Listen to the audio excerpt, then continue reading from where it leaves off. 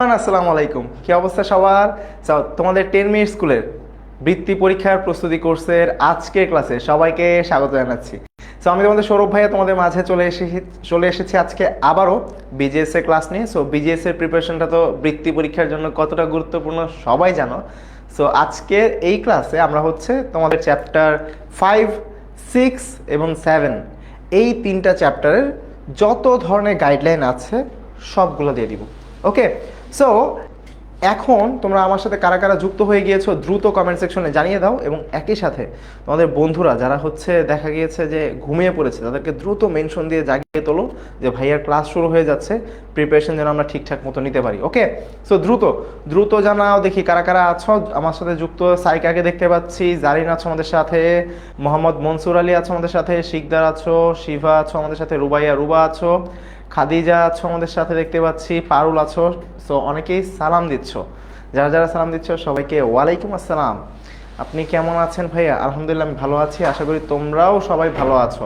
এদিকে সাদিকাকে দেখতে পাচ্ছি, তানভীর আছো দেখতে পাচ্ছি, তাসকিনা আছো, রোহিত আছো আমাদের সাথে, হামিদা আছো, তাসনোভা ওরিন হাই লিখেছো, হ্যালো তাসনোভা। সাইকা আছো, নুসাইবা আছো, তারপর পারুল আছো, মাহবুর আছো রাজশাহী থেকে। ওকে, সো আজকের এই বৃত্তি পরীক্ষার প্রস্তুতি কোর্সে আমরা আগেই বলে দিয়েছি যে আমরা তিনটা চ্যাপ্টার নিয়ে আলোচনা করব। সো ফার্স্টে যে চ্যাপ্টারটা হচ্ছে এটা হচ্ছে আমাদের পঞ্চম অধ্যায় 5, বাংলাদেশের রাষ্ট্র ব্যবস্থা। ঠিক আছে, সো এখন এই চ্যাপ্টারটা কিন্তু খুবই গুরুত্বপূর্ণ ভাইয়া, বুঝতে পেরেছ? এই চ্যাপ্টারটা হচ্ছে খুবই গুরুত্বপূর্ণ। কেন? কারণ হচ্ছে এই চ্যাপ্টার থেকে কিন্তু সিকিউ আসার সম্ভাবনা অনেক বেশি। সো এই তিনটা চ্যাপ্টারই কিন্তু যথেষ্ট পরিমাণে গুরুত্বপূর্ণ। ঠিক আছে, এই তিনটা চ্যাপ্টারই হচ্ছে যথেষ্ট পরিমাণে গুরুত্বপূর্ণ।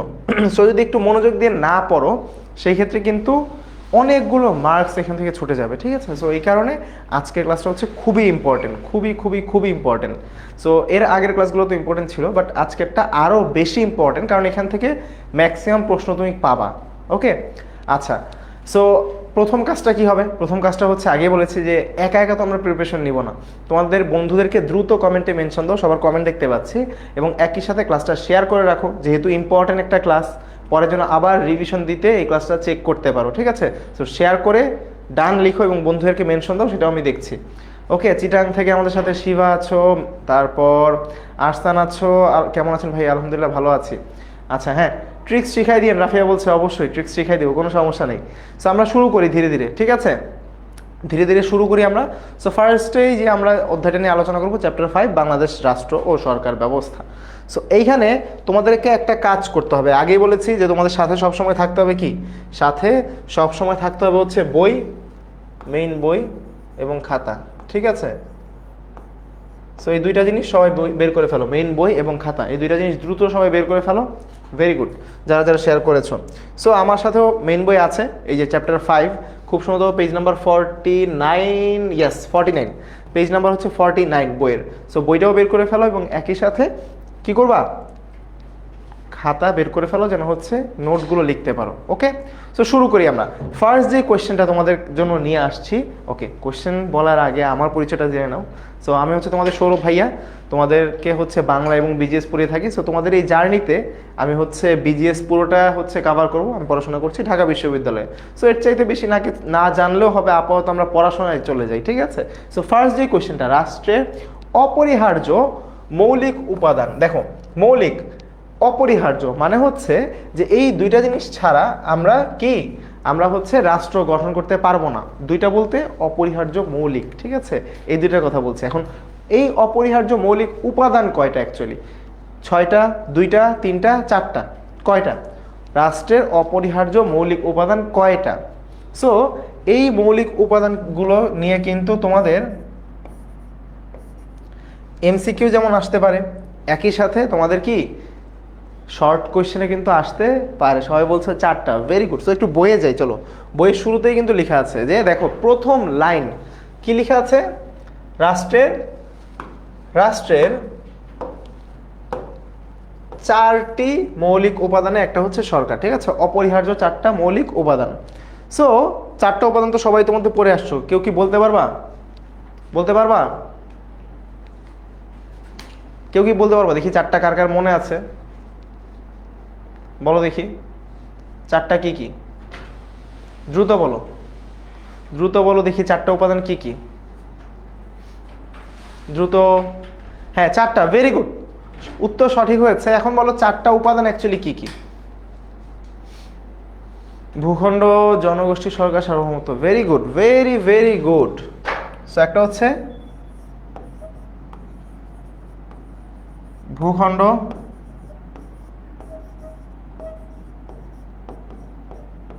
জনসংখ্যা বা জনগণ অ্যাকচুয়ালি,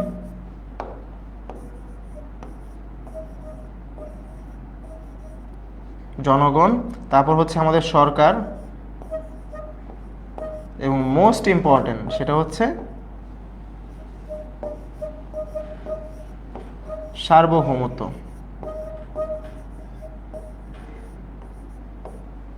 ঠিক আছে, এই চারটা উপাদান।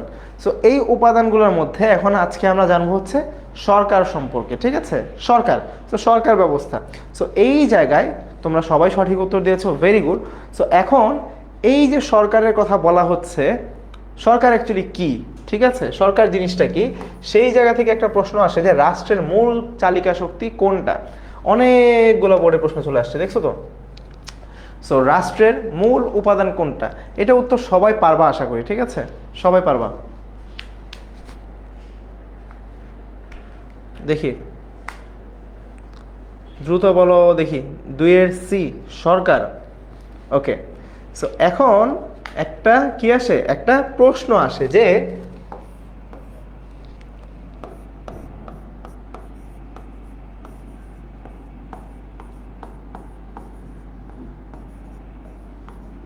সরকারকে কেন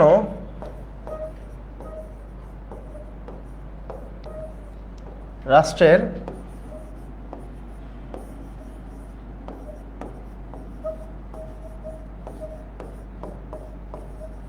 মূল চালিকা শক্তি বলা হয়? ঠিক আছে, সো রাষ্ট্রের যে কর্মকাণ্ডগুলো আছে এগুলো ঠিকঠাকভাবে পরিচালনা করার জন্য আমাদের কাদেরকে দরকার? সরকারকে দরকার। তারাই আইন শৃঙ্খলা নিয়ন্ত্রণ করবে। এর পাশাপাশি অন্যান্য যে বিষয়গুলো আছে সেগুলো তারা নিয়মতান্ত্রিক ওয়েতে হচ্ছে কি পরিচালনা করবে। এই কারণে সরকারই হচ্ছে বেসিক্যালি রাষ্ট্রের মূল চালিকা শক্তি, যারা হচ্ছে রাষ্ট্রটাকে চালাবে। ঠিক আছে, সো সঠিক উত্তর হচ্ছে অপশন সি, সরকার। ওকে, অপশন সি, সরকার। ওকে, সো এখন পরের যে প্রশ্নটা, এই যে সরকার, ঠিক আছে, সরকারের তো অনেকগুলা ভাগ আছে। ঠিক আছে, সরকারের অনেকগুলা ভাগ আছে। সো তোমরা যেটা করবা, শুরুতে একটু বইটা বের করে ফেলো তো। দেখো এই যে বই, বইয়ের মধ্যে ভাইয়া দেখো সরকারের অনেকগুলো ভাগ পাবা। এই চার্টটা একটু ভালো মতো দেখবা। ঠিক আছে, এই চার্টটা একটু ভালো মতো দেখবা। চার্টটা হচ্ছে ইম্পর্টেন্ট। ওকে, চার্টটা ইম্পর্টেন্ট। সো এই চার্টটা একটু সবাই ভালো মতো দেখবা যে সরকারকে আমরা, সরকার বেসিক্যালি কিভাবে গঠিত হতে পারে। একটা হচ্ছে গণতান্ত্রিক পদ্ধতিতে, একটা হচ্ছে একনায়কতান্ত্রিক হচ্ছে পদ্ধতিতে। যে একনায়কতান্ত্রিক হলে কি হবে, যে আমরা ধরো একজনই আসবে, তার মন মতো সব কিছু হবে। বাট গণতান্ত্রিক পদ্ধতিতে সরকার গঠিত হলে অ্যাকচুয়ালি দেশের অধিকাংশ মানুষের মতামতের ভিত্তিতে সরকারটা গঠিত হবে। সো এই যে সরকার গঠিত হলো, এখন এই গণতন্ত্রকে আবার কয়েকটা ভাগে আমরা ভাগ করছি। সো এই চার্টটা হচ্ছে একটু ইম্পর্টেন্ট ভাইয়া। ওকে, এই চার্টটা হচ্ছে ইম্পর্টেন্ট। ঠিক আছে,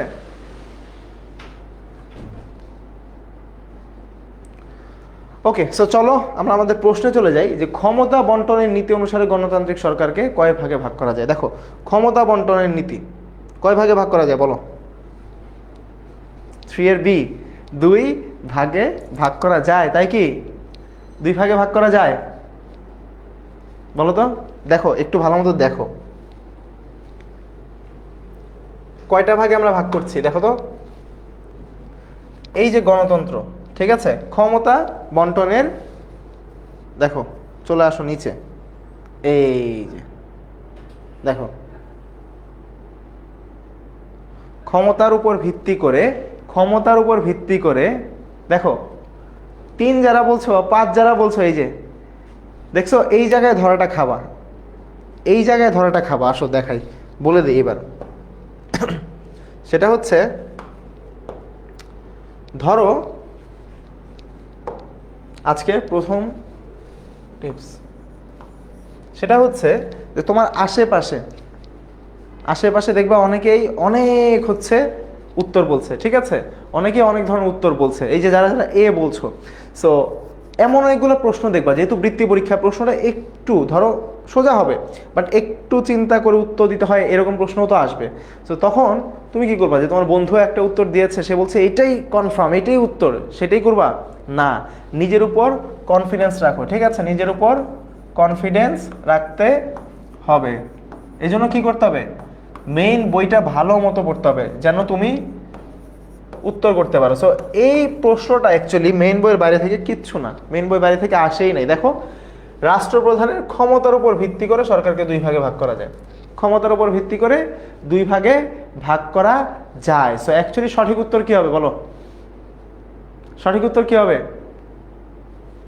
দেখো, একটা হচ্ছে রাজতান্ত্রিক সরকার, আর একটা কি, একটা হচ্ছে রাজতন্ত্র, এবং পরেরটা বলছে ক্ষমতা বন্টনের নীতির উপর ভিত্তি করে। সো আমাদের প্রশ্নটা কি ছিল দেখো তো, ক্ষমতা বন্টনের নীতির উপর ভিত্তি করে কয় ভাগে ভাগ করবো। সো উত্তর কিন্তু সরাসরি দেয়াই আছে, সেটা কি, সেটা হচ্ছে দুই ভাগে ভাগ করা যায়, একটা হচ্ছে এককেন্দ্রিক সরকার, একটা হচ্ছে যুক্তরাষ্ট্রীয় সরকার। সো সঠিক উত্তর কিন্তু অপশন বি, দুই প্রকার, ঠিক আছে। সো যারা যারা দেখেই বলছো যে এখানে আছে তা দুঃখিত, সো এখানে আছে যেহেতু, এই কারণে এইটাই হচ্ছে সঠিক উত্তর, পাঁচ প্রকারই হবে না। সো তোমার উপর ভরসা রাখো, নিজের বইকে ভরসা রাখো, বই পড়তে হবে, বইয়ের বাইরে যাওয়া যাবে না। এরপরে বাইরে যে যত কথাই বলুক, বইয়ে যেটা লেখা আছে সেইটাই সঠিক উত্তর। সো সঠিক উত্তর অপশন বি, দুই প্রকার, পাঁচ প্রকার হবে না। বুঝতে পেরেছো সবাই? সো কনফিডেন্স কিভাবে পাবা তুমি, মেইন বইটা পড়তে হবে, মেইন বইটা পড়তেই হবে। ওকে, এবার আসো পরের প্রশ্ন, কোন সরকার ব্যবস্থায় জনগণকে প্রকৃত রাষ্ট্রের মালিক মনে করা হয়? এখন জনগণকে, ঠিক আছে, জনগণকে রাষ্ট্রের প্রকৃত মালিক মনে করা হয় কেন, এইটাও ইম্পর্টেন্ট। একটা তো কোন শাসন ব্যবস্থা বা সরকার ব্যবস্থা অ্যাকচুয়ালি জনগণকে রাষ্ট্রের প্রকৃত মালিক মনে করা হয়, আরেকটা হচ্ছে যে অ্যাকচুয়ালি জনগণকে রাষ্ট্রের প্রকৃত কি মালিক মনে করা হয় কেন, সেটা কেন মনে করা হয় না। বৃত্তি এক্সামে মেইন বইয়ের বাইরে থেকে প্রশ্ন আসবে না, মেইন বই থেকে প্রশ্ন আসবে। তুমি মেইন বইয়ে যা পড়বা সেইখান থেকে প্রশ্ন আসবে, মেইন বইয়ের বাইরে থেকে প্রশ্ন আসবে না, ঠিক আছে। ওকে, সো গণতান্ত্রিক সরকার ব্যবস্থা, সমাজতান্ত্রিক সরকার ব্যবস্থা, রাজতান্ত্রিক সরকার ব্যবস্থা, নাকি একনায়কতান্ত্রিক সরকার ব্যবস্থা? অবশ্যই জমিলা প্রশ্ন করেছে, বই পড়লে কি কমন পড়বে? বইয়ের বাইরে থেকে প্রশ্ন হবেই না। সো বই পড়লেই তুমি ফুল 100 মার্কস, 100 মার্কস তো অ্যাকচুয়ালি এই সাবজেক্টের না, 50, এখানে 100 মার্কস হচ্ছে তোমার অন্যান্য যে সাবজেক্টগুলো আছে প্রত্যেকটাতে কমন পাবা, ঠিক আছে। সো বই পড়লে এখানে যে 50 মার্কস আছে একদম নিশ্চিন্তে তুমি হচ্ছে এখানে ফুল কমন পাবা, ঠিক আছে। ওকে, সো সঠিক উত্তর কি হবে? সঠিক উত্তর অপশন এ, গণতান্ত্রিক সরকার ব্যবস্থা। এখন প্রশ্ন হচ্ছে কেন ভাইয়া, কেন আমি এই যে আমাদের যে জনগণ তাদেরকে মালিক বলবো? যারা ক্ষমতা যাবে তারাই তো মালিক হওয়ার কথা, তাই না? কিন্তু এই জায়গায় গণতান্ত্রিক সরকার ব্যবস্থায় জনগণকেই রাষ্ট্রের প্রকৃত মালিক মনে করা হয় এই কারণে যে অ্যাকচুয়ালি যখন হচ্ছে আমাদের এই যে ভোট হয়, ভোটে কারা ভোট দিবে? জনগণই তো ভোট দিবে। সো জনগণ যদি মনে করে যে হচ্ছে ওই লোকটা খারাপ, ওকে ভোট দিব না, সো তো পাওয়ারে যেতে পারবেই না, তাই না? সো অ্যাকচুয়াল পাওয়ারটা কার হাতে? জনগণের হাতে। জনগণ ভোট দিবে, তার ওই পাওয়ারের ভিত্তিতেই হচ্ছে কি একজন মানুষ হচ্ছে ক্ষমতায় যাবে। সো অ্যাকচুয়াল পাওয়ারটা হচ্ছে জনগণের। যেমন হচ্ছে ধরো ওই যে বলে না যে কোচ কখনো মাঠে নামে না, কোচ হচ্ছে খেলায়, ওই রকম যে হচ্ছে কোচ অ্যাকচুয়ালি সব কিছু ট্যাকটিক, তার হাতে সব পাওয়ার থাকে, সে সব কিছু শেখায় দেয়। সো ওই রকম জনগণ হচ্ছে জনগণের হাতে সব পাওয়ার, সে হচ্ছে সেটা কি করে, সে আরেকজনকে দেয় যে দেশ যেন কি, যে যোগ্য সে ভালো মতো দেশটা চালাতে পারে। ওকে, বুঝতে পেরেছ? ওকে, সো চলো পরের প্রশ্নে যাই। সরকারের সকল ক্ষমতা জনগণ কর্তৃক নিয়ন্ত্রিত, এটা কোন সরকার ব্যবস্থার ক্ষেত্রে প্রযোজ্য? উত্তরটা সবারই পারার কথা। সমাজতন্ত্র, একনায়কতন্ত্র, গণতন্ত্র, রাজতন্ত্র, আমরা এইমাত্রই পড়েছি। বলো তো, সরকারের সকল ক্ষমতা জনগণ কর্তৃক নিয়ন্ত্রিত, এটি কোন সরকার ব্যবস্থার ক্ষেত্রে প্রযোজ্য? এটি কোন সরকার ব্যবস্থার ক্ষেত্রে প্রযোজ্য? বলো দেখি, দ্রুত বলো দেখি।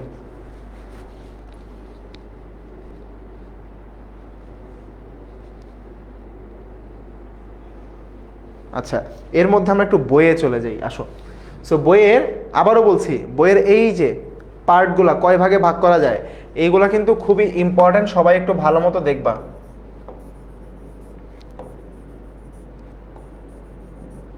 সবাই ভালো মতো দেখবা, এই পার্টগুলো কিন্তু খুবই ইম্পর্টেন্ট, খুবই খুবই খুবই ইম্পর্টেন্ট। সো এগুলো ভালো মতো দেখবা। এরপর আমাদের কি আসছে, যে বাংলাদেশের সরকার পদ্ধতি। ওকে, বাংলাদেশের সরকার পদ্ধতি। সো বাংলাদেশের সরকার ব্যবস্থার বৈশিষ্ট্যগুলা কি কি? তোমরা অনেকে মনে করবা, অনেকে চোখে দেখবাও না যে আচ্ছা এইটা তো কিছুই না, তাই না? এটা তো কিছুই না, এটা নাই আসতে পারে, না পড়লেও কিছু হবে না, তাই না? কিন্তু এই জায়গা থেকে একটা প্রশ্ন দিয়ে দিবে যে বাংলাদেশের সরকার ব্যবস্থার বৈশিষ্ট্যগুলো কি কি, খ নাম্বারে দিয়ে দিল।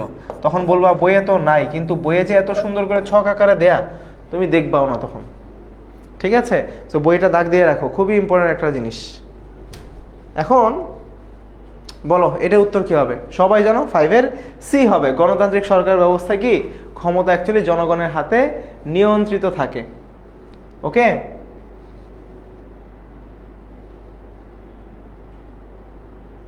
ওকে, ক্লিয়ার? চলো তাহলে সামনের দিকে আগাই। আচ্ছা, সো পরের প্রশ্ন হচ্ছে, কিউ রাষ্ট্রটিতে, একটা রাষ্ট্রের কথা বলা হচ্ছে, কিউ রাষ্ট্রটিতে সব নাগরিকগণ সমান সুযোগ সুবিধা ভোগ করেন। সবাই সমান, ইকুয়াল সুযোগ সুবিধা ভোগ করেন। নাগরিকদের মধ্যে কোনো শ্রেণী বৈষম্য নেই, তাদের মধ্যে কি কোনো ক্লাস ডিভিশন বা শ্রেণী বৈষম্য নেই। ওকে, কোনো শ্রেণী বৈষম্য নেই। সো শোষণমুক্ত সমাজ বিনির্মাণই কিউ রাষ্ট্রের শপথ। অর্থাৎ এই জায়গায় যেহেতু কোনো ধরনের ক্লাস ডিভিশন নাই, শোষণ বৈষম্য নাই, সো এই কারণে কি দেখা যায়, সবাই ইকুয়ালি হচ্ছে সুযোগ সুবিধাগুলো পেয়ে থাকে। তো এখন কিউ রাষ্ট্রে রাষ্ট্রীয় কোন মূলনীতি অনুসরণ করা হয় বলতো? মানে কিসের ভিত্তিতে রাষ্ট্রটা গঠিত হয়েছে বলতো? এখন তোমাদেরকে ভাবতে হবে। এখন যদি বইটা না পড়ো, বইয়ের সবগুলা কনসেপ্ট না বুঝো, এই প্রশ্নের উত্তর করতে পারবে না।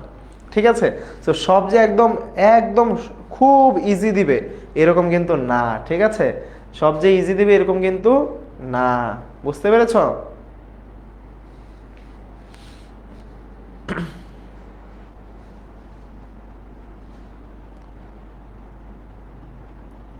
ওকে, সো প্রথম অপশন হচ্ছে জাতীয়তাবাদ, অপশন বি হচ্ছে সমাজতন্ত্র, অপশন সি হচ্ছে গণতন্ত্র, অপশন ডি হচ্ছে ধর্মনিরপেক্ষতা। সো এই জায়গায় প্রশ্নটা এসেছিল কত সালে? রাজশাহী বোর্ড 2017 সালে। ওকে, 6-এর বি বলছো সমাজতন্ত্র, তাই না? সমাজতন্ত্র, তাই কি?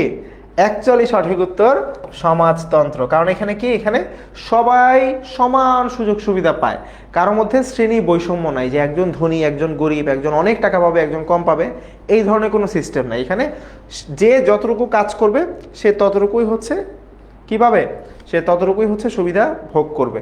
সো কেউ যে অনেক বেশি ভোগ করবে অল্প কাজ করে, এরকম সুযোগ সুবিধা নাই। ওকে, বুঝতে পেরেছো? ওকে, সো চলো পরের প্রশ্নে যাই। এখন প্রশ্ন হচ্ছে বাংলাদেশ সরকার ব্যবস্থার বৈশিষ্ট্য কি? বলেছিলাম একটু আগে, জাস্ট হচ্ছে 5 মিনিটও হয় নাই, একটা প্রশ্ন বলেছিলাম। সেই প্রশ্নটাই চলে আসছে, দেখো দুইটা বোর্ডে, Sylhet board, Barishal board. So এই দুইটা বোর্ডে আসছে যে বাংলাদেশের সরকার ব্যবস্থার বৈশিষ্ট্যগুলো কি কি। মন্ত্রী পরিষদ শাসিত সরকার, ঠিক আছে, যে মন্ত্রী পরিষদের দ্বারা হচ্ছে শাসন ব্যবস্থা পরিচালিত হয়। গণতান্ত্রিক একটা রাষ্ট্র, এবং রাষ্ট্রটা হচ্ছে যুক্তরাষ্ট্রীয় সরকার ব্যবস্থার মাধ্যমে গঠিত। বলো তো কি হবে? দ্রুত বলো দেখি উত্তর কি হবে।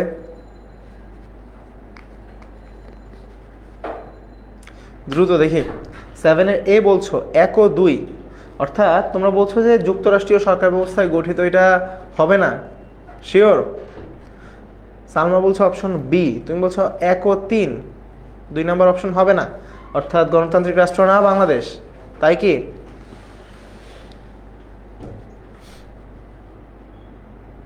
দেখি, অনেকে অনেক উত্তর দিচ্ছে, বাট অ্যাকচুয়ালি সঠিক উত্তরটা হচ্ছে তিনটাই। ঠিক আছে, সঠিক উত্তরটা হচ্ছে অ্যাকচুয়ালি তিনটাই। দেখো, গণতান্ত্রিক একটা রাষ্ট্র, ঠিক আছে, গণতান্ত্রিক রাষ্ট্র, এরপর মন্ত্রী পরিষদ শাসিত সরকার, এবং এটা কি যুক্তরাষ্ট্রীয় সরকার ব্যবস্থায় কি গঠিত। সো 1 2 3 তিনটাই হচ্ছে সঠিক উত্তর। ওকে, 1 2 3 তিনটাই সঠিক উত্তর। সো অপশন ডি হচ্ছে আমাদের কি কারেক্ট অ্যান্সার। সো এখানে অনেকেই ভুল করে ফেলেছো, অনেকেই ভুল করে ফেলেছো। অপশন ডি হচ্ছে আমাদের সঠিক উত্তর। ঠিক আছে, ওকে, আসো পরের প্রশ্নে যাই। বাংলাদেশের আইনসভার নাম কি বলো দেখি? বাংলাদেশের যে আইনসভা, ঠিক আছে,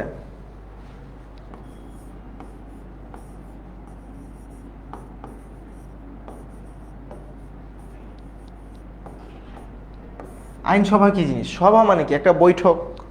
সো আইনসভা মানে কি? আইন রিলেটেড কোনো একটা বৈঠক হবে। সো এখানে বলছে বাংলাদেশের আইনসভার নাম কোনটা? সুপ্রিম কোর্ট, সচিবালয়, জাতীয় সংসদ, গণভবন, কোনটা বলো দেখি? বাংলাদেশের আইনসভার নাম কি? আমি আগের দিনও বলেছি, সৃজনশীল তোমাদের হচ্ছে পৃষ্ঠা ভরে লিখলেই হবে না। একজন প্রশ্ন করেছো, ইউটিউবে দেখলাম একজন প্রশ্ন করেছো যে সৃজনশীল কয় পেজ লিখতে হবে, পেজ ভরে লিখলেই হবে না ভাইয়া। ঠিক আছে, বুঝতে পেরেছো?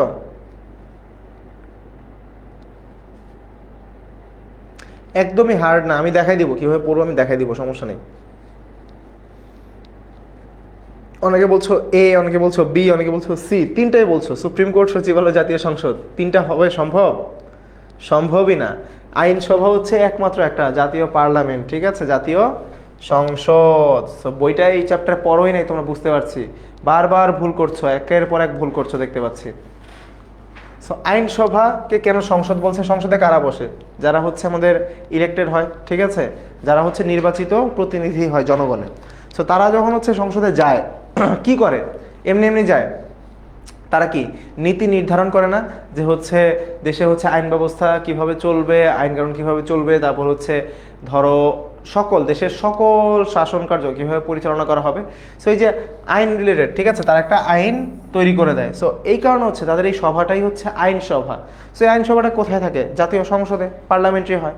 সো এই কারণে বাংলাদেশের আইনসভার নাম হচ্ছে জাতীয় সংসদ বা পার্লামেন্ট, ন্যাশনাল পার্লামেন্ট। ওকে, আমাদের 8 নম্বর প্রশ্নের সঠিক উত্তর হচ্ছে অপশন সি। ওকে, অপশন সি হচ্ছে সঠিক উত্তর। সেগুলো ভুল করো না কিন্তু, আবার সাবধান, ইম্পর্টেন্ট প্রশ্ন কিন্তু এগুলা। এরপর এখন জাতীয় সংসদটা আসলে কি তাহলে? জাতীয় সংসদটা কি? এটা সকল বোর্ডে আসছিল, 2012 সালে যশোর বোর্ডেও আসছিল। সো এইমাত্র বলেছি একটা প্রশ্নই কিভাবে ঘুরে আসতে পারে দেখো, একটা প্রশ্নই কিভাবে ঘুরিয়ে আসতে পারে জাস্ট দেখো। বলা হচ্ছে জাতীয় সংসদ বলতে কি বোঝায়? আইন বিভাগ, বিচার বিভাগ, শাসন বিভাগ, শিক্ষা বিভাগ। আইন বিভাগ, বিচার বিভাগ, শাসন বিভাগ, শিক্ষা বিভাগ, বলো দেখি। আইন বিভাগ, বিচার বিভাগ, শাসন বিভাগ এবং শিক্ষা বিভাগ।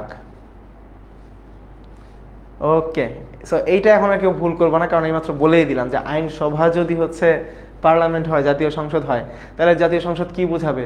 অবশ্যই এবং অবশ্যই এই যে একজন কি কি মিনা, মিনা হচ্ছে বি লিখলা, কি বুঝে লিখলা মিনা হচ্ছে বি? আইনসভার কাজ কি হচ্ছে? আমাদের ধরো এই যে জাতীয় সংসদে যারা থাকে তারা কি বিচার করতে বসে? বিচার বিভাগের সদস্য বললা যে। সঠিক উত্তর হচ্ছে অপশন এ, আইন বিভাগ। ঠিক আছে, আইন বিভাগ হচ্ছে সঠিক উত্তর। ওকে, আইন বিভাগ হচ্ছে সঠিক উত্তর। ভুল করা যাবে না কিন্তু, এগুলো খুবই সহজ প্রশ্ন, এগুলো ভুল করা যাবে না। পরের প্রশ্নে যাই। শহরাঞ্চলে যে স্থানীয় সরকার ব্যবস্থা, এগুলো কত ধরনের?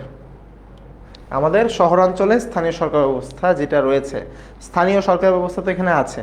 সো এই জায়গায় আমাদের শহরাঞ্চলের যে স্থানীয় সরকার ব্যবস্থা সেগুলো কয় ধরনের? দুই ধরনের, 3 ধরনের, 4 ধরনের, 5 ধরনের? গ্রামাঞ্চলে তো এক ধরনের, মানে একটা টাইপ, শহরাঞ্চলে আরেকটা টাইপ। সো গ্রামাঞ্চলে তোমরা কি দেখো? উপজেলা দেখো, তারপর হচ্ছে ইউনিয়ন পরিষদ দেখো, তাই না? সো এখন শহরাঞ্চলে কি থাকে অ্যাকচুয়ালি, বলো দেখি। শহরাঞ্চলে কি থাকবে? শহরাঞ্চলের স্থানীয় সরকার ব্যবস্থা কত ধরনের? শহরাঞ্চলের স্থানীয় সরকার ব্যবস্থা কত ধরনের বলো দেখি দ্রুত।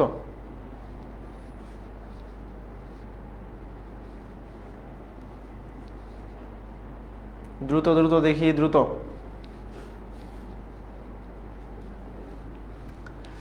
2 3 4 5 কয় ধরনের?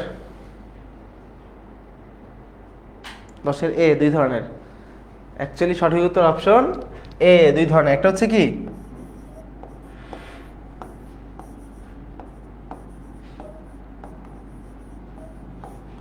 পৌরসভা, একটা কি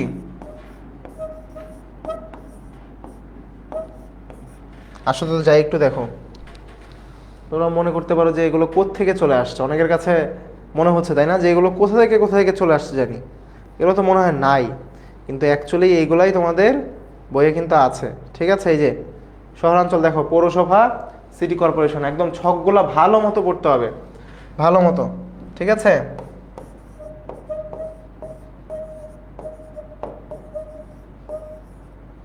ওকে আসো এইবার তাহলে শর্ট কোয়েশ্চেন কয়েকটা দেখি। যে একনায়কতন্ত্র নিয়ে আমরা কথা বললাম, সো ওই যে একনায়কতন্ত্রের কথা বললাম, এখন একনায়কতন্ত্রের বৈশিষ্ট্যগুলো অ্যাকচুয়ালি কি কি, তাই না? একনায়কতন্ত্রের বৈশিষ্ট্যগুলো কি কি, এখান থেকে প্রশ্ন আসতে পারে একনায়কতন্ত্রের বৈশিষ্ট্যগুলা কি কি। সো এখানে কি থাকে, যেহেতু একজনের হাতে ক্ষমতা কেন্দ্রীভূত থাকে, সে যা ইচ্ছা তাই করতে পারে, তাকে কেউ, তার মধ্যে কোনো ধরনের জবাবদিহিতা নাই, সে চাইলে খারাপ কাজও করতে পারে, কেউ এসে তাকে বলবে না যে তুমি কেন খারাপ কাজটা করেছো, সে তার যা মন চায় তাই উত্তর দিবে। বুঝতে পেরেছ?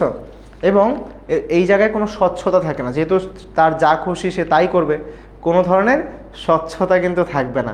সেটা নোট করে নাও, একনায়কতন্ত্রের বৈশিষ্ট্য। ঠিক আছে, এই যে আমাদের একনায়কতন্ত্রের বৈশিষ্ট্য, তারপর আবার গণতন্ত্রের বৈশিষ্ট্য,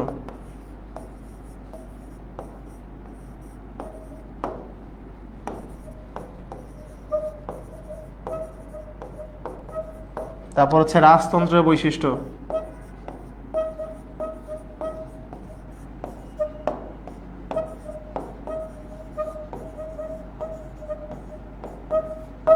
তারপর হচ্ছে আমাদের সমাজতন্ত্রের বৈশিষ্ট্য।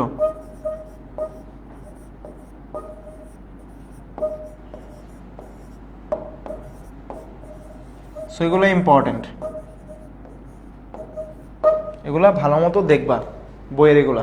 ওকে, এরপরের প্রশ্ন, রাজতন্ত্র অ্যাকচুয়ালি কিভাবে গঠিত হয়? সেই মাত্র বললাম যে রাজতন্ত্রের বৈশিষ্ট্য। ঠিক আছে, সো রাজতন্ত্রের যেহেতু বৈশিষ্ট্যগুলো জানতে হবে, এই কারণে বলেছি হাসিনা বেগম যে নোট করার সময়, এখন তো হচ্ছে তুমি বসে বসে নোট সুন্দর করে নোট করতে পারবা না। ঠিক আছে, এখন যেটা করতে হবে, ভালো মতো দেখো, আর শর্টে হচ্ছে জাস্ট একটা দুইটা ওয়ার্ড লিখে রাখো। তুমি যেটা করবা, ক্লাসটা শেয়ার করে রাখো, যেন ক্লাস শেষে আবার বসতে পারো এটা নিয়ে, 2বার পড়া হলে একদম ফুল কমপ্লিট হয়ে যাবে। ঠিক আছে,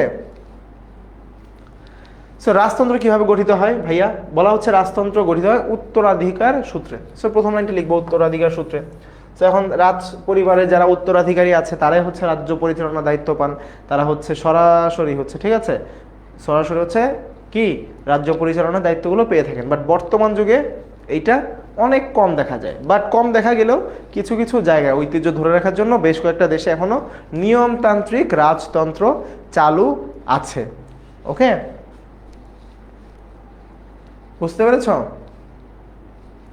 নিয়মতান্ত্রিক রাজতন্ত্র চালু আছে। ওকে,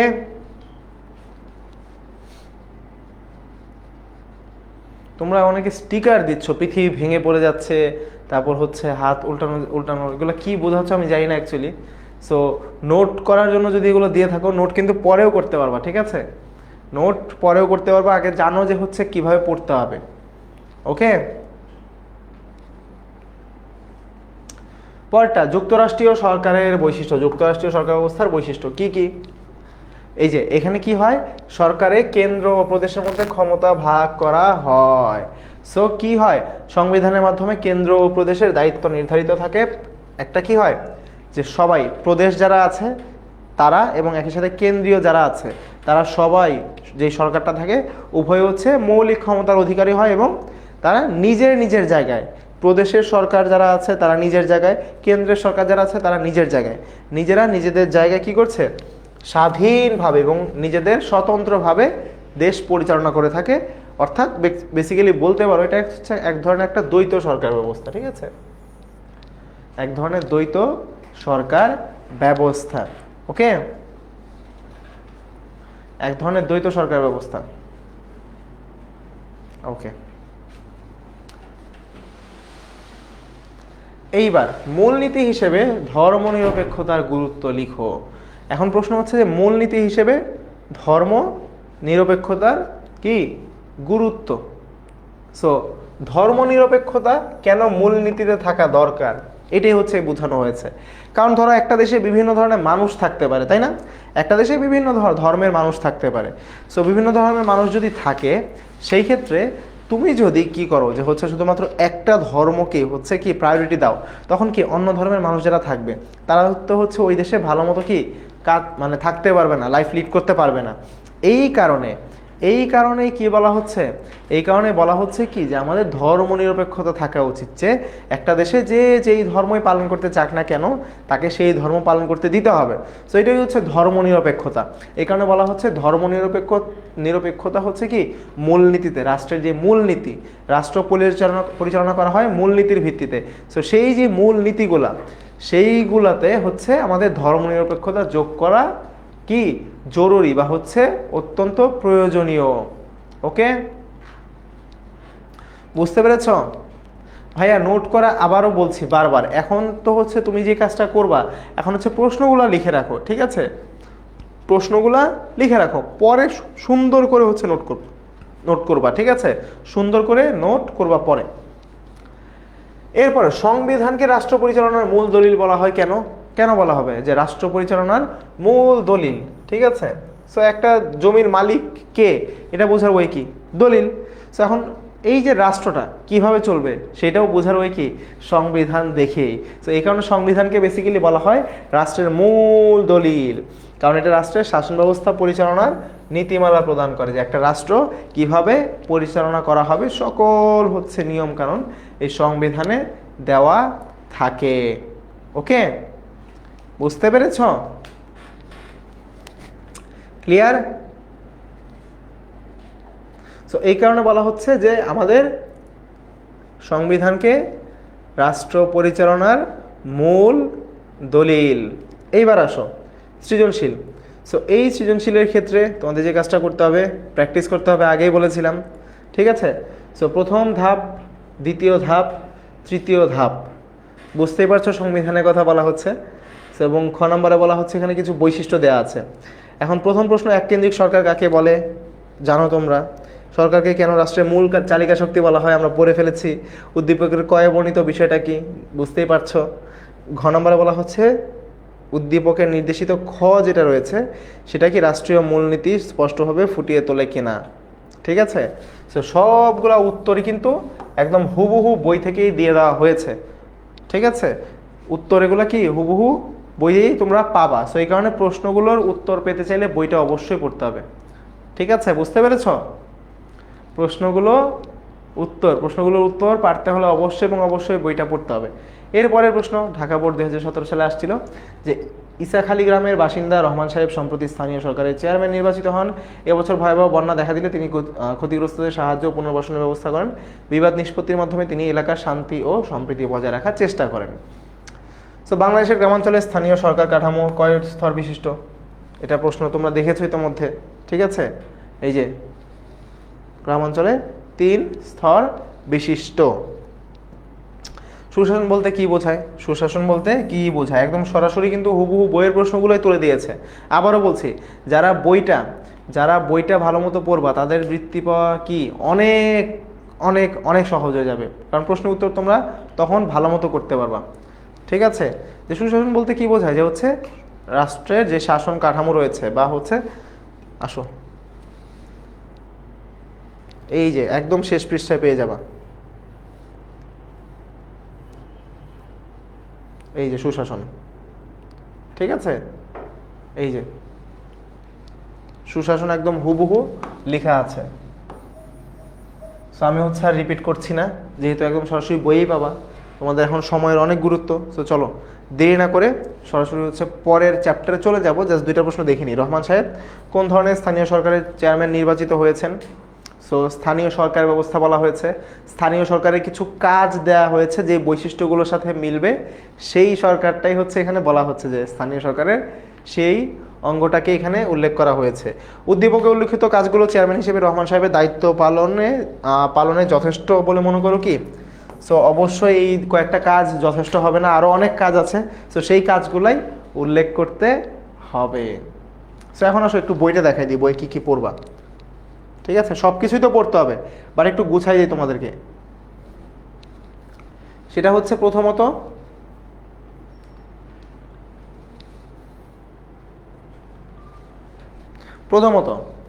রাষ্ট্রের যে 4টা বাংলাদেশের রাষ্ট্রীয় মূলনীতি আছে, ঠিক আছে, এগুলো তো পড়বে, আগে তো দেখাই দিছি। 4টা মূলনীতি ভালো মতো পড়বা খ নাম্বারের জন্য। ওকে, খ নাম্বার এবং শর্ট কোশ্চেনের জন্য এগুলো ভালো মতো পড়বা। ওকে, 4টা মূলনীতি। এরপর সংবিধানের প্রধান বৈশিষ্ট্য, এখান থেকে প্রচুর পরিমাণে এমসিকিউ পাবা প্লাস সিকিউ পাবা। সো এগুলো ভালো মতো পড়ে ফেলবা, সংবিধানের অংশটা। এরপর পেয়ে যাবা বাংলাদেশের সরকারের বিভিন্ন অঙ্গ ও কাজ। সো এখানে এই 3টা জিনিস সম্পর্কে ধারণা রাখবা, এখান থেকে এমসিকিউ আসতে পারে, খ নাম্বারের প্রশ্নও আসতে পারে। এরপর সবচাইতে ইম্পর্টেন্ট যেটা, সেটা হচ্ছে আমাদের কি, আমাদের সরকার কাঠামো ও তাদের কার্যাবলী। সো এটা খুবই খুবই খুবই এই চ্যাপ্টারের সবচাইতে বেশি ইম্পর্টেন্ট পার্ট হচ্ছে এটা। সো প্রত্যেকটা পার্ট, এই যে সরকারের যে কাঠামো, খুব ভালো মতো শেষ করবা। এখান থেকে সৃজনশীল আসবে, এমসিকিউ আসবে। যদি একটা সৃজনশীল আসে, এইখান থেকে আসার সম্ভাবনা সবচাইতে বেশি। ওকে, সো এই পার্টটা ভালো মতো পড়ে ফেলবা, খুব ভালো মতো। ওকে, সো এই তো এই হচ্ছে মোটামুটি আমাদের এই চ্যাপ্টার। এরপর চলে যাব আমরা চ্যাপ্টার 6-এ, বাংলাদেশের সাংস্কৃতিক পরিবর্তন। আসো, সো ফার্স্ট কোয়েশ্চেন হচ্ছে, মোবাইল ফোনে পরিচয় সূত্রে গ্রামের সরল মেয়ে জয়া ঢাকার অভিজাত পরিবারে বিবাহ করে, এক্ষেত্রে জয়ার কোন ধরনের সাংস্কৃতিক পরিবর্তন ঘটবে? ঠিক আছে, সাংস্কৃতিক পরিবর্তনটা অ্যাকচুয়ালি কি হবে, ময়মনসিংহ বোর্ডে এসেছিল। সো বিভিন্ন ধরনের সাংস্কৃতিক পরিবর্তন ঘটে থাকে। দেখো তো, এই যে সাংস্কৃতিক পরিবর্তনের কথা যে বলা হচ্ছে, দেখো, সাংস্কৃতিক পরিবর্তন ও উন্নয়নের বৈশিষ্ট্য। ঠিক আছে, সো এইখানে কয়েকটা জিনিস পাবা, এই যে সাংস্কৃতিক পরিবর্তন ও উন্নয়নের বিভিন্ন দিক। একটা হচ্ছে সাংস্কৃতিক ব্যাপ্তি, একটা হচ্ছে সাংস্কৃতিক আত্মীকরণ, একটা হচ্ছে সাংস্কৃতিক আদর্শ। সো এই অংশগুলো থেকে প্রশ্নটা আসছে যে এই যে জয়া, সো জয়ার মধ্যে অ্যাকচুয়ালি কোন ধরনের সাংস্কৃতিক পরিবর্তনটা ঘটবে, বলো দেখি। কে কে উত্তর দিতে পারো, ওয়েট করি, তোমাদের প্রশ্ন উত্তর ওয়েট করি, দেখি কে কে সঠিক উত্তর দিতে পারো, বলো।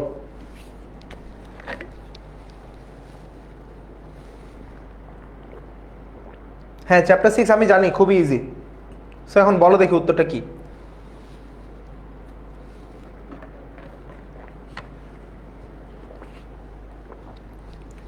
অপশন সি, সাংস্কৃতিক আত্মীকরণ।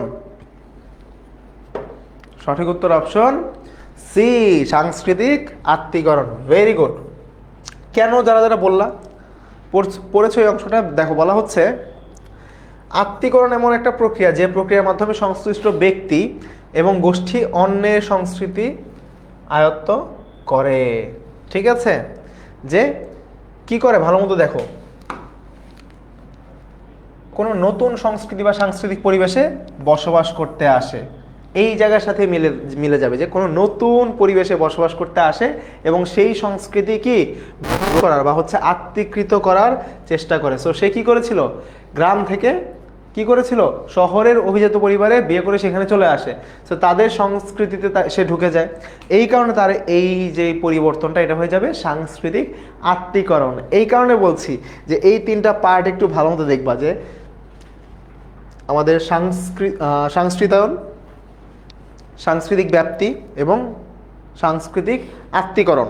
ঠিক আছে, এই পার্টগুলো একটু ভালো মতো দেখবা। এর পরের প্রশ্ন, আরিফ স্কলারশিপ পেয়ে, ঠিক আছে, তোমাদের আরিফ ভাইয়ের কথা বলছে, বাংলাদেশ থেকে চীনে গিয়ে লেখাপড়া করে। সো সেখানে সে প্রথমে চাইনিজ ভাষা শিখে। আরিফের ক্ষেত্রে সাংস্কৃতিক পরিবর্তনের কোন দিকটা পরিলক্ষিত হয়? এখন আরিফ অ্যাকচুয়ালি চাইনিজ ভাষা শিখলো, সে আরেক জায়গায় গিয়ে চাইনিজ ভাষা শিখে কি বলছে যে তার এই পরিবর্তনটা কোন ধরনের পরিবর্তন, সাংস্কৃতিক ব্যাপ্তি, সাংস্কৃতিক আদর্শ, সাংস্কৃতিক আত্মীকরণ, নাকি হচ্ছে সাংস্কৃতিক আদর্শ, কোনটা হবে বলো। কোনটা সঠিক উত্তর হবে? দ্রুত বলো, দ্রুত জানাও। এগুলো পেয়ে যাবে অ্যাপে ভাইয়া, ঠিক আছে, অ্যাপে পেয়ে যাবা। সো আরিফ স্কলারশিপ পেয়ে বাংলাদেশ থেকে চীনে গিয়ে লেখাপড়া করছে, সেখানকার ভাষা শিখলো। সো সে নতুন একটা পরিবেশে গেল, নতুন একটা পরিবেশে গিয়ে হচ্ছে সেই দেশের সংস্কৃতির সাথে মানিয়ে নেওয়ার চেষ্টা করলো, সেটা শিখলো। সো একটু আগেই দেখলাম যে নতুন পরিবেশে গিয়ে সেই সংস্কৃতির মধ্যে মিশে যাওয়াকে আমরা কি বলছি? সাংস্কৃতিক আত্মীকরণ। সো 2 নম্বর প্রশ্নের সঠিক উত্তর কি হবে? অপশন সি, সাংস্কৃতিক আত্মীকরণ। ওকে, সাংস্কৃতিক আত্মীকরণ। আর ক্লাসটা যারা যারা এখনো শেয়ার করো নাই, আবারও বলছি, যারা যারা শেয়ার করো নাই তারা কিন্তু হচ্ছে পরবর্তীতে ক্লাসটা আবার করতে পারবে না। সো এই কারণে বলছি যে সহজে ক্লাসটা খুঁজে পেতে চাইলে এক্ষুনি ক্লাসটা শেয়ার করে রাখো, কারণ এই চ্যাপ্টারগুলো এই বিজিএস বইয়ের মধ্যে সবচাইতে ইম্পর্টেন্ট চ্যাপ্টার। সো এই কারণে বলছি যে এই চ্যাপ্টারগুলো যেহেতু ইম্পর্টেন্ট, পরেও আবার করা লাগবে। সো এই কারণে ক্লাসটা শেয়ার করে রাখো, শেয়ার করে শেয়ার ডান লিখো, যেন আমি বুঝতে পারি যে সবাই শেয়ার করে রেখেছে এবং পড়াশোনা নিয়ে অ্যাটলিস্ট সিরিয়াস তোমরা, ঠিক আছে? ওকে, আসো পরের প্রশ্নে যাই। বিশ্ব এখন বিশ্বপল্লীতে পরিণত হওয়ার কারণ কি? দেখো, বিশ্ব হয়ে গিয়েছে বিশ্বপল্লী। পল্লী বলতে কি বোঝায়? একটা গ্রাম না, একত্রিত হয়ে যাওয়া। সো এখন এটার কারণটা কি বলো তো? সামাজিকীকরণ, বিশ্বায়ন, শিল্পায়ন নাকি সংস্কৃতায়ন? কোনটা? বিশ্ব এখন বিশ্বপল্লীতে পরিণত হয়েছে কেন? কিসের জন্য? কিসের জন্য বিশ্ব এখন বিশ্বপল্লীতে পরিণত হয়েছে? দ্রুত বলো।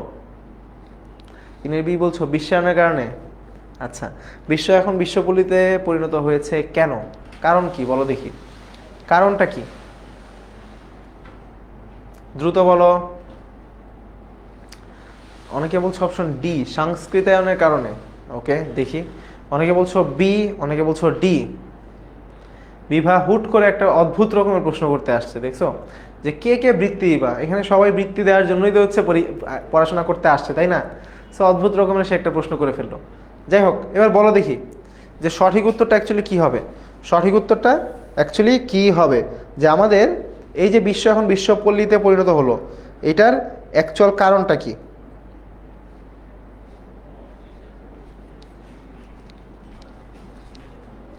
বি বলছো? সঠিক উত্তর অপশন বি, বিশ্বায়ন। যে হচ্ছে বিশ্ব এখন একদম গ্রামের মতো ছোট হয়ে গিয়েছে, এই কারণে বলা হচ্ছে কি বিশ্ব এখন বিশ্বপল্লীতে পরিণত হয়েছে, যার মূল কারণ হচ্ছে বিশ্বায়ন। এখন প্রশ্ন আসতে পারে বিশ্বায়ন বলতে কি বোঝায়?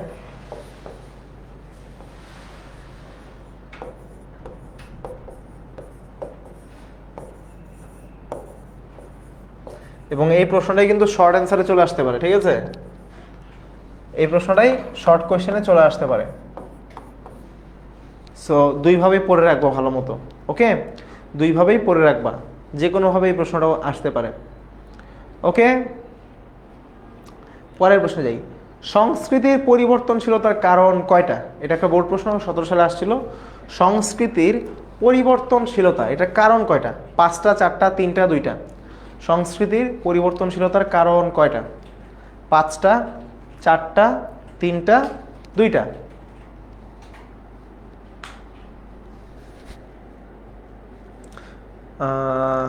ওকে, আজকে ক্লাস করতে ভালো লাগছে না ভাইয়া। সো মানুষের তো সবসময় সব কিছু করতে ভালো লাগবে না, এটা খুবই স্বাভাবিক, তাই না? ধরো পড়াশোনা করতে কারোরই ভালো লাগে না, স্বাভাবিক না এটা? পড়াশোনা করতে কারো ভালো লাগে? এখানে জিজ্ঞেস করে দেখো, 100 জনের মধ্যে ধরে নাও 95 জন বলবে যে আমার পড়াশোনা করতে আসলে ভালো লাগে না। বাট কেন কেন করে মানুষ? কারণ হচ্ছে অ্যাকচুয়ালি এই পড়াশোনা করার কারণেই দেখবে যে তুমি হচ্ছে অনেক কিছু জানতে পারবা, সামনের দিকে এগিয়ে যাবা। সো মন না চাইলেও অনেক কিছুই করতে হবে অ্যাকচুয়ালি, যেগুলো তোমাকে সামনের দিকে এগিয়ে নিয়ে যাবে। ওকে, সো মনটাকে হচ্ছে বোঝাও যে এই যে ক্লাসগুলো করছো এগুলো হচ্ছে তোমার পরবর্তীতে কাজে দিবে। সো ভালো না লাগলেও ক্লাসটা এই কারণে করতে হবে ভাইয়া, ঠিক আছে?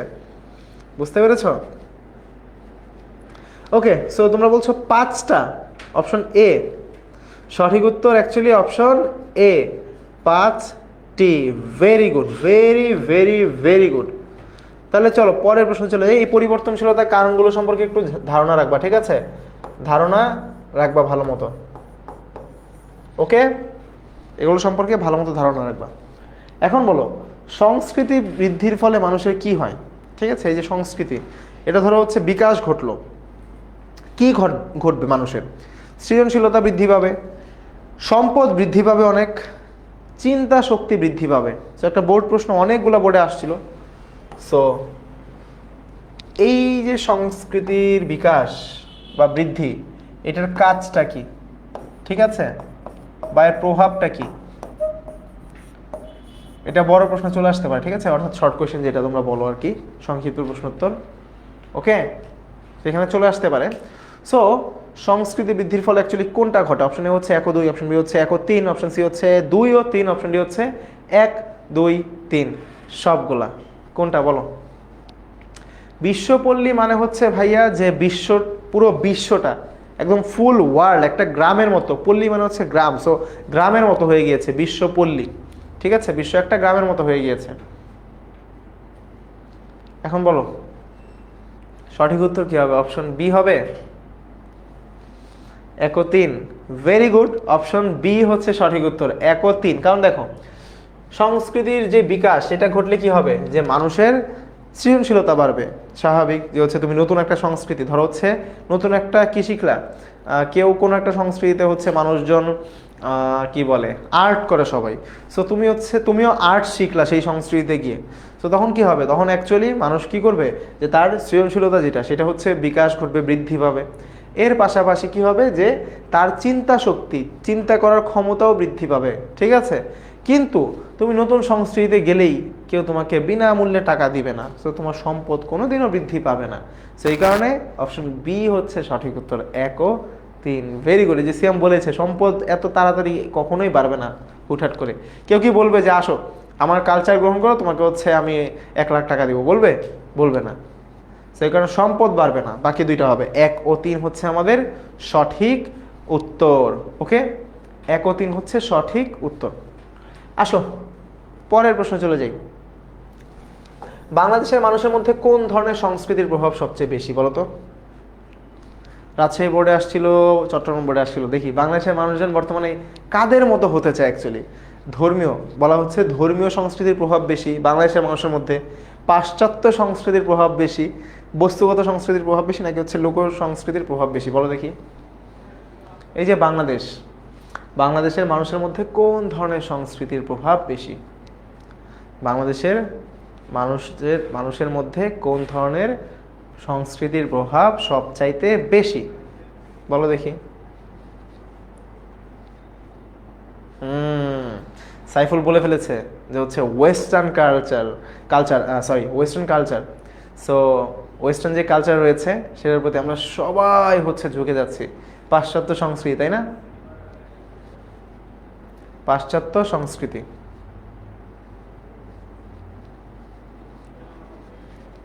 ওকে, ভেরি গুড। অপশন বি পাশ্চাত্য হচ্ছে আমাদের সঠিক উত্তর। কারণ হচ্ছে আমরা বর্তমানে কি পাশ্চাত্যের যে সংস্কৃতি আছে, ঠিক আছে, পাশ্চাত্যের যে সংস্কৃতি আছে সেই সংস্কৃতির প্রতি আমরা ঝুঁকে যাচ্ছি, তাই না?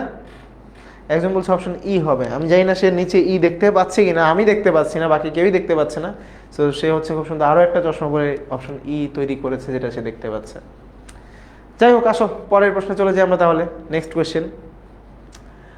আনিস একজন ভালো ছাত্র, ভালো কথা। সো তার আচার ব্যবহার ভালো। সো আনিসের মধ্যে সংস্কৃতির কোন দিকটা ফুটে উঠেছে? আনিস হচ্ছে ভালো ছেলে, সো সংস্কৃতি এটা কোন দিক ফুটে উঠেছে যে তার আচার ব্যবহারও ভালো? সো বস্তুগত সংস্কৃতি, অবস্তুগত সংস্কৃতি, তারপর হচ্ছে প্রথাগত সংস্কৃতির দিক, নাকি হচ্ছে রূপগত সংস্কৃতির দিক বলো দেখি? হাই হাই, একজন বলে পাশ্চাত্য কেন হলো? এটার উত্তর তোমার যেতে হবে বইতে ভাইয়া, বইয়ে তুমি সরাসরি উত্তর পাবা এটার, যে পাশ্চাত্যের সংস্কৃতির প্রতি বর্তমানে মানুষজন ঝুঁকে যাচ্ছে। এই যে আসো, আমার চোখেই সব পড়ে যায়। আমি জাস্ট পেজটা খুললাম মাত্র, দেখো বাংলাদেশের মানুষের মধ্যে পাশ্চাত্য ধর্মীয় সংস্কৃতির প্রভাব সব চাইতে বেশি। এখন প্রশ্ন হচ্ছে পাশ্চাত্য কেন হলো, তাই না? সো দেখবা যে হচ্ছে এই যে নিচের লাইনে চলে গেলেই দেখবা যে এখানে ধরো একই অপশন, যখন দেখবা যে দুইটা অপশন একই রকম মনে হচ্ছে তখন বেস্ট অ্যান্সারটা নিতে হবে। সো এখন এই যে আমাদের লোক সংস্কৃতির প্রভাবও একবার কম না। এখন কি বলা হচ্ছে, আমাদের যে লাইফস্টাইল, সেই এন্টায়ার লাইফস্টাইলে কোন সংস্কৃতির প্রভাব বা পরিবর্তনটা এনেছে, সেটা হচ্ছে পাশ্চাত্য সংস্কৃতি। এই কারণে বলা হচ্ছে আমাদের মানুষের মধ্যে, যেহেতু খাদ্য থেকে শুরু করে ভাষা যা কিছু আছে সব কিছুর মধ্যে পাশ্চাত্য সংস্কৃতির প্রভাব সবচাইতে বেশি।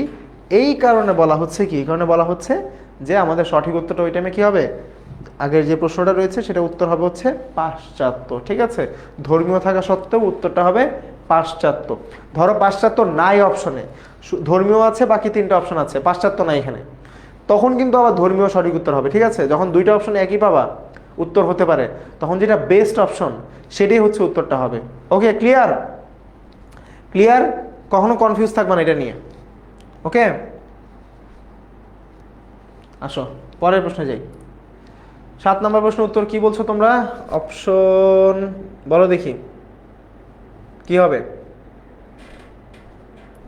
বি, অবস্তুগত। সঠিক উত্তর অ্যাকচুয়ালি অবস্তুগত। কারণ হচ্ছে এই যে কালচারগুলো, এগুলো তো তুমি ধরতে পারবে না, তাই না? তার ভালো ব্যবহারকে কি তুমি ধরতে পারবা, দেখতে পারবা চোখ দিয়ে? ঠিক আছে, এগুলো তো পারবা না। ফিল করতে পারবা যে তার ব্যবহার ভালো, তুমি এটা কি ফিল করতে পারবা, যে তার সাথে কথা বলে তুমি বুঝতে পারবা। সো যেহেতু এগুলো ধরতেও পারবা না, দেখতেও পারবা না, সো এই কারণে এই যে আচার আচরণ, এগুলো হচ্ছে আমাদের অবস্তুগত সংস্কৃতির মধ্যে পড়বে। ঠিক আছে, বস্তুগত না, অবস্তুগত। ওকে, ক্লিয়ার?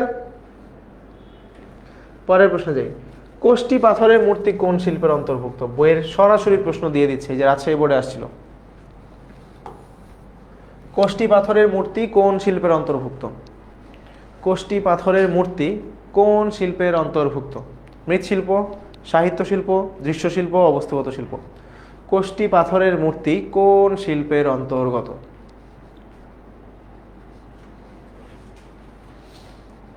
আচ্ছা, উত্তরটা দাও, আমি দেখি তোমরা উত্তরটা দাও। কোষ্টি পাথরের মূর্তি কোন শিল্পের অন্তর্গত বলো দেখি।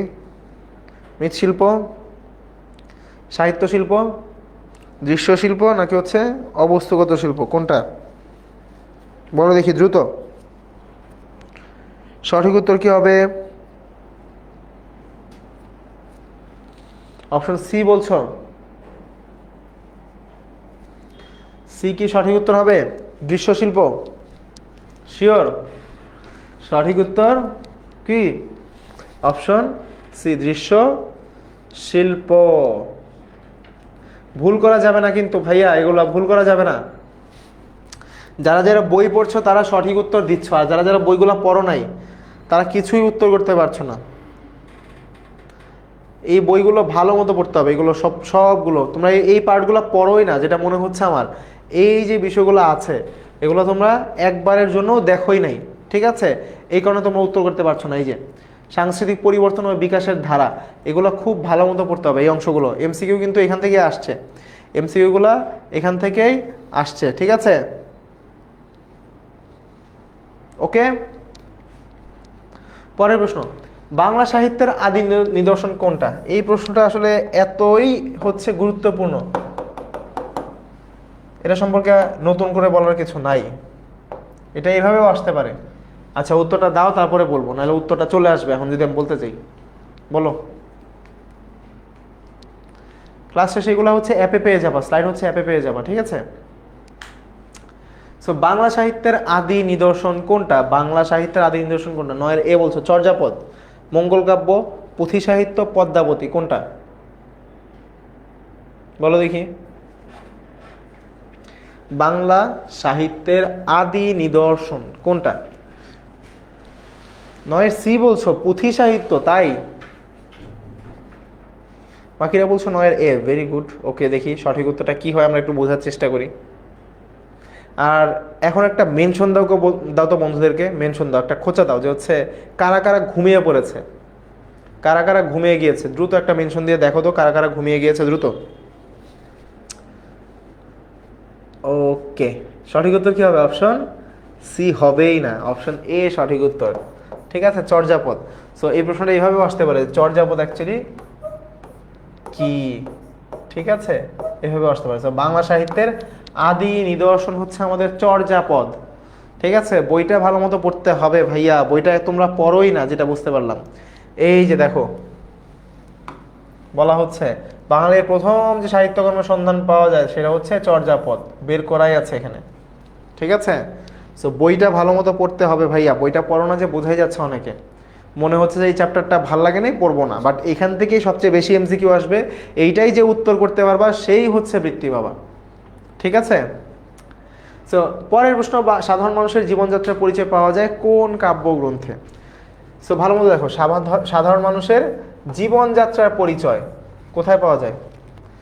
চণ্ডীমঙ্গলে, ধর্মমঙ্গলে, মনসামঙ্গলে, অন্নদামঙ্গলে। ঠিক আছে, বলো দেখি সাধারণ মানুষের জীবনযাত্রার পরিচয় পাওয়া যায় কোন কাব্যগ্রন্থে? সাধারণ মানুষের, আচ্ছা সমস্যা নেই কাশফিয়া, প্রতিদিন বই পড়ো কিন্তু কিছু অংশ ভুলে যাও। আসলে তোমাদেরকে একটা টেকনিক শিখাবো, এটার পরে একটা টেকনিক শিখাই, টিপস নাম্বার 2 দিয়ে দিই আজকে। আসো দেখাই এটা, সেটা হচ্ছে এটা উত্তরটা দিয়ে নেই।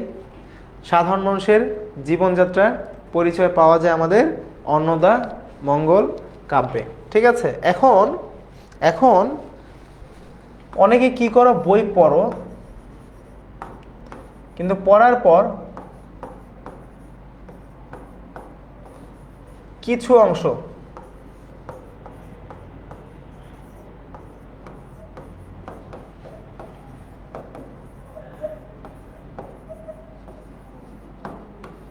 ভুলে যায়। কি করব কি করব, তাই না? তো যেটা করবা ভাইয়া সেটা হচ্ছে প্রথমে তুমি বইটা পড়বা, পার্ট করে নিবা। ধরো বইয়ের মধ্যে টপিক আছে তোমার, ধরো 5টা। ঠিক আছে, এই 5টা টপিক তুমি হচ্ছে ভালো মতো পড়বা। পড়লা 5টা টপিক পড়ার পর তোমার কাজ হচ্ছে এই 5টা টপিক থেকে প্রশ্ন প্র্যাকটিস করা। প্রশ্ন প্র্যাকটিস করা কি করা? কোয়েশ্চেন সলভ বা প্র্যাকটিস। নিশ্চিত থাকো ভুল হবে। সো যেগুলো ভুল হবে, ভুলের টপিকগুলো লিখে ফেলো, এগুলো কোন টপিকের। ওই 5টা টপিকের মধ্যে দেখবা যে হয়তো বা 1টা বা 2টা টপিক, সো ওই টপিকগুলো তোমার ভুল হচ্ছে। যেই টপিকগুলো ভুল হচ্ছে নেক্সট দিন ওই 2টা টপিক আবার শুরু করো, এই প্রসেসে যাও।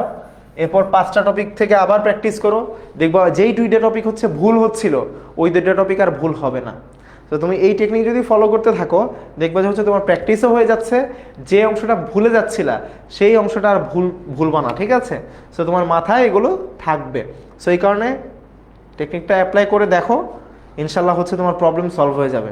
ঠিক আছে, প্রবলেম সলভ হয়ে যাবে।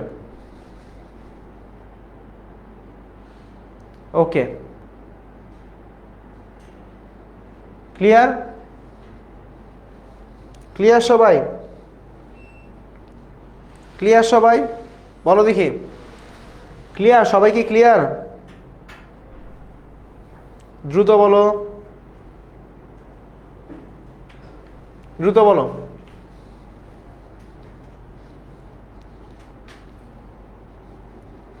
দেখো যে বললাম মনসামঙ্গল, ভালো মতো দেখো, এই যে ভারতচন্দ্রের অন্নদামঙ্গলে সেকালে বাংলার সমাজচিত্র পাওয়া যায়। ঠিক আছে, সো প্রশ্ন যেটা ছিল যে এই যে পণ্ডিত,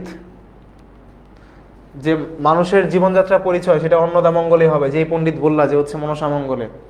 ঠিক আছে, বইটা ভালো মতো পড়তে হবে, বই না পড়লে এগুলো উত্তর করতে পারবা না। ওকে, আসো আমরা এবার শর্ট কোয়েশ্চেনগুলো একটু দেখি।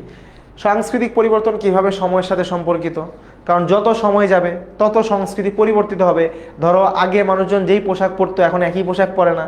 সো এই যে সময়ের সাথে সাথে অ্যাকচুয়ালি সংস্কৃতি পরিবর্তনটা ঘটে, যার মাধ্যমে সাংস্কৃতিক উন্নয়নও ঘটে থাকে। ওকে, হ্যাঁ বইয়ের এই যে আমি দেখাই দিলাম এমসিকিউ কোথায় আছে, এই যে এমসিকিউ 71 পৃষ্ঠার 3 নাম্বার লাইনে। ঠিক আছে, আসো পরের প্রশ্নে যাই। সাংস্কৃতিক আত্মীকরণ বলতে কি বোঝায়? এই যে যে আত্মীকরণ হচ্ছে নতুন পরিবেশের সংস্কৃতিকে কি করা, গ্রহণ করার প্রক্রিয়া, যেখানে মানুষ ভিন্ন এলাকায় বাস করলে সেখানকার সংস্কৃতির দৃষ্টিভঙ্গি, আচরণ ও জীবনধারার সাথে নিজেকে মানিয়ে নেওয়ার চেষ্টা করে, আত্মীকৃত করার চেষ্টা করে, সেটা হচ্ছে আমাদের সাংস্কৃতিক আত্মীকরণ। বিশ্বায়নের প্রভাবে সংস্কৃতি কি পরিবর্তন ঘটছে, যে এক দেশের সংস্কৃতি অন্য দেশের মানুষ গ্রহণ করছে। সো বিশ্বায়নের মাধ্যমে যেহেতু সবাই সবার সাথে কানেক্টেড, এই কারণে কি হচ্ছে, একটা দেশের সংস্কৃতি অন্য দেশের মানুষ গ্রহণ করছে, এইভাবেই সংস্কৃতির পরিবর্তন ঘটছে বা আদান প্রদান হচ্ছে। ঠিক আছে, আসো পরের প্রশ্নে যাই। প্রচার মাধ্যম কিভাবে সাংস্কৃতিক উন্নয়ন ঘটায়? আচ্ছা, এখন একটা প্রশ্ন যে হচ্ছে ভাইয়া আপনি যেভাবে বলছেন এইভাবে কি হুবহু লিখতে হবে? উত্তর হচ্ছে না। তোমার বইয়ে এইগুলো আছে, তুমি নিজের মতো করে নিজের ভাষায় লিখতে পারবা। ঠিক আছে, নিজের মতো করে নিজের ভাষায় লিখতে পারবা, কোনো সমস্যা নেই। ঠিক আছে, হুবহু মুখস্থ করার কোনো দরকার নেই, প্রশ্নের উত্তর বোঝার চেষ্টা করো। সো প্রচার মাধ্যম কীভাবে সাংস্কৃতিক উন্নয়ন ঘটায়? প্রচার মাধ্যম মানে কি, ধরো হচ্ছে তোমার টিভি চ্যানেল, তারপর হচ্ছে ধরো সামাজিক যোগাযোগ মাধ্যম। সো এগুলো কী করে, এগুলোর মাধ্যমে তুমি অনেক ধরনের নিউজ দেখবা। সো এই নিউজগুলো কী ঘটবে, তোমাকে অনেক ইনফরমেশন দিবে, অনেক জিনিসে তোমাকে সচেতন করবে। সো অ্যাকচুয়ালি এই যে সচেতন করার মাধ্যমে তুমি তোমার আচার আচরণে কী করবা, পরিবর্তন নিয়ে আসবা। সো এই প্রসেসের মাধ্যমেই তোমার অ্যাকচুয়ালি একটা ইতিবাচক সাংস্কৃতিক পরিবর্তন ঘটবে। ঠিক আছে, ইতিবাচক সাংস্কৃতিক পরিবর্তন ঘটবে। কেন? কারণ ইতিবাচক সাংস্কৃতিক পরিবর্তন ঘটার মাধ্যমে কি হবে, তুমি আরো ভালো একটা মানুষে কি কনভার্ট হওয়া শুরু করবা। বুঝতে পেরেছ? এটা উত্তর না হলেও 4-5 বার দিয়ে ফেলছি লিখন, যে হচ্ছে ক্লাসের স্লাইডগুলো কোথায় পাবা। রবীন্দ্রনাথ ঠাকুরের সঙ্গীত কিভাবে বাংলার গানের প্রভাব ফেলেছে? সো রবীন্দ্রনাথ ঠাকুর যেহেতু বাংলার নাগরিক গানের উন্নতিতে অসামান্য অবদান রেখেছেন, তার গান কি অ্যাকচুয়ালি বাঙালির যে জীবনের যে দর্শন, প্রকৃতি বা মানবতাকে কি করে তুলে ধরে। সো তার এই গানটা কি হয়, এই যে আমার সোনার বাংলা, এটা কি করেছে আমাদের জাতীয় সঙ্গীত। সো তার গানগুলো অ্যাকচুয়ালি আমাদের লাইফের সাথে কানেক্টেড হওয়ার কারণেই কি করে, এগুলো বাংলা গানে একটা প্রভাব ফেলেছে। ঠিক আছে, তার এই সঙ্গীত বাংলার সঙ্গীতে স্থায়ী একটা প্রভাব রেখে গিয়েছে। দেখবা এখনো রবীন্দ্রসঙ্গীত অনেকেই শোনে, অনেকেরই ভালো লাগে। কার কার বলতো, এই যে রবীন্দ্রসঙ্গীত কার কার ভালো লাগে? অনেক সুন্দর সুন্দর রবীন্দ্রসঙ্গীত আছে। সেগুলো কি আমাদের নিজস্ব যেই সংস্কৃতি আছে, আমার নিজস্ব যেই সংস্কৃতি, সেটার উপর বেশ ভালো একটা প্রভাব রেখেছে। এখন সৃজনশীল। সো এখানে বলা হচ্ছে রূপা দীর্ঘদিন মা বাবার সাথে বিদেশে ছিল, সম্প্রতি সে দেশে বেড়াতে এসেছে। রূপা ও তার চাচাতো বোনেরা একত্রে নিজ বাসা থেকে খুলনা থেকে কুয়াকাটায় সূর্যাস্ত দেখতে যায়।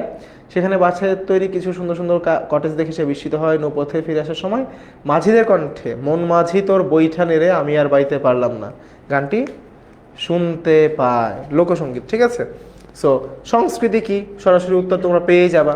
ঠিক আছে, অনেকেরই ভালো লাগে, ভেরি গুড। তো সংস্কৃতির পরিবর্তনশীলতার অনেক কারণ আছে, তোমাকে যে কোনো একটা কারণ ব্যাখ্যা করতে বলেছে, খুবই সহজ, তোমাদের জন্য সহজ করে দিয়েছে, যে কোনো একটা বলে দিয়েছে। সো যেই কারণগুলো আছে তুমি নিজের মতো করে বলবা। ঠিক আছে, যে কোনো একটা, আবার সবগুলো কারণ লিখে দিয়ে আইসো না। ঠিক আছে, রূপার দেখা কটেজটি, ঠিক আছে, কোন শিল্পের অন্তর্গত? এই যে কটেজ বলা হচ্ছে, এখানে অনেকগুলো শিল্প পাবা। সো সেই শিল্পগুলোর মধ্যে কোন শিল্পের অন্তর্গত সেটা এখানে ব্যাখ্যা করতে হবে। এবং লাস্টলি উদ্দীপকের শেষ অংশে যে শিল্পের ইঙ্গিত রয়েছে, এই যে শেষ অংশে কি আছে দেখো তো, নৌপথে ফিরে আসার সময় সঙ্গীতের কথা বলছে। সো ক্লু কিন্তু দিয়েই দিয়েছে, সেটা কি বলছে, যে বাংলাদেশের সংস্কৃতিকে আরো সমৃদ্ধ করছে। সত্য নাকি মিথ্যা তা ব্যাখ্যা করবা, বিশ্লেষণ করবা। ওকে, কি করতে হবে বাসায়, কিন্তু এটা অবশ্যই প্র্যাকটিস করতে হবে। ওকে, এরপর দুইটা শিল্পের নাম দেওয়া আছে। সো বুঝতেই পারছো আগের কোয়েশ্চেনের মতোই। সো স্ক্রিনশট নিয়ে নাও, আমি হচ্ছে আর ডিটেলসে যাচ্ছি না, কারণ এগুলো সবগুলোই তোমরা জানো, উত্তর পড়িয়েছি, দেখিয়ে দিয়েছি। বই থেকে কি কি পড়তে হবে এখন একটু ছোট্ট করে দেখাবো। ঠিক আছে, বই থেকে কি কি পড়তে হবে সেটা একটু দেখাবো এখন। স্ক্রিনশট নিয়ে নাও।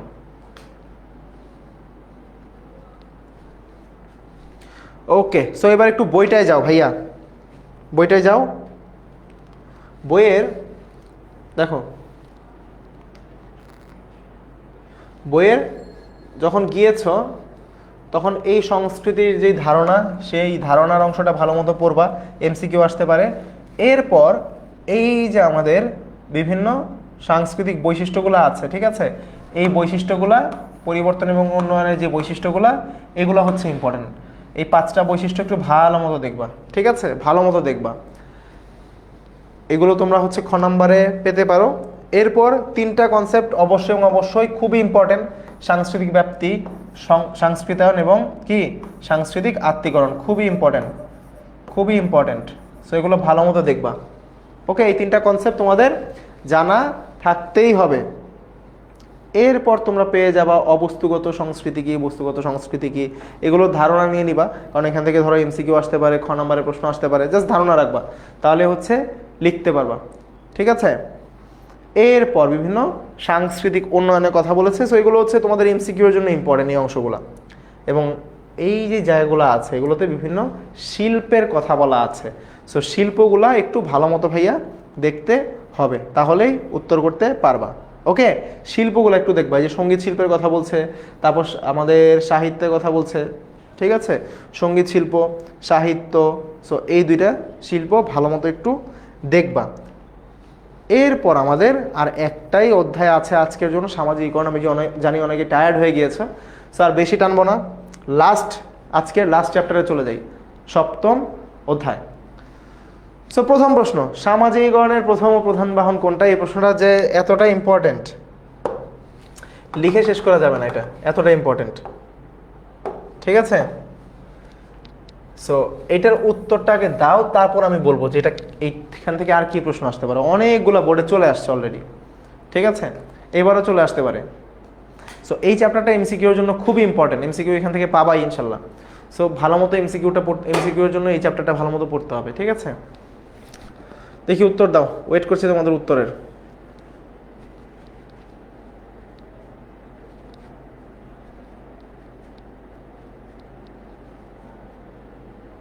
ভাই আমি পড়ছি, কিন্তু সবাই বলছে চেষ্টা করছি, আমি কি পাবো? আমি ক্লাস 5 বৃত্তি পাইনি। দেখো, তুমি যদি চেষ্টা করো সেটার রেজাল্ট তুমি অবশ্যই না অবশ্যই পাবা, ঠিক আছে। সো তুমি তোমার এফোর্ট দিতে থাকো, সো তোমার এফোর্ট যদি যথেষ্ট হয়ে থাকে অবশ্যই ইনশাল্লাহ তুমি বৃত্তি পাবা, ঠিক আছে। এবং যদি তোমার জন্য সেটা ভালো হয় অবশ্যই তুমি বৃত্তি পাবা। ওকে, সবাই জানো সঠিক উত্তর কি হবে? আমাদের অপশন এ, পরিবার। তো এখন প্রশ্নটা হচ্ছে পরিবার কেন, এটা তোমাদের শর্ট কোয়েশ্চেনে চলে আসতে পারে। পরিবারই কেন, হোয়াই ফ্যামিলি? কারণ একটা শিশু জন্ম নেওয়ার পর প্রথম এবং কি প্রাইমারিলি সকল আচার আচরণ কার থেকে শিখে? পরিবার থেকে, তার বাবা মার থেকে।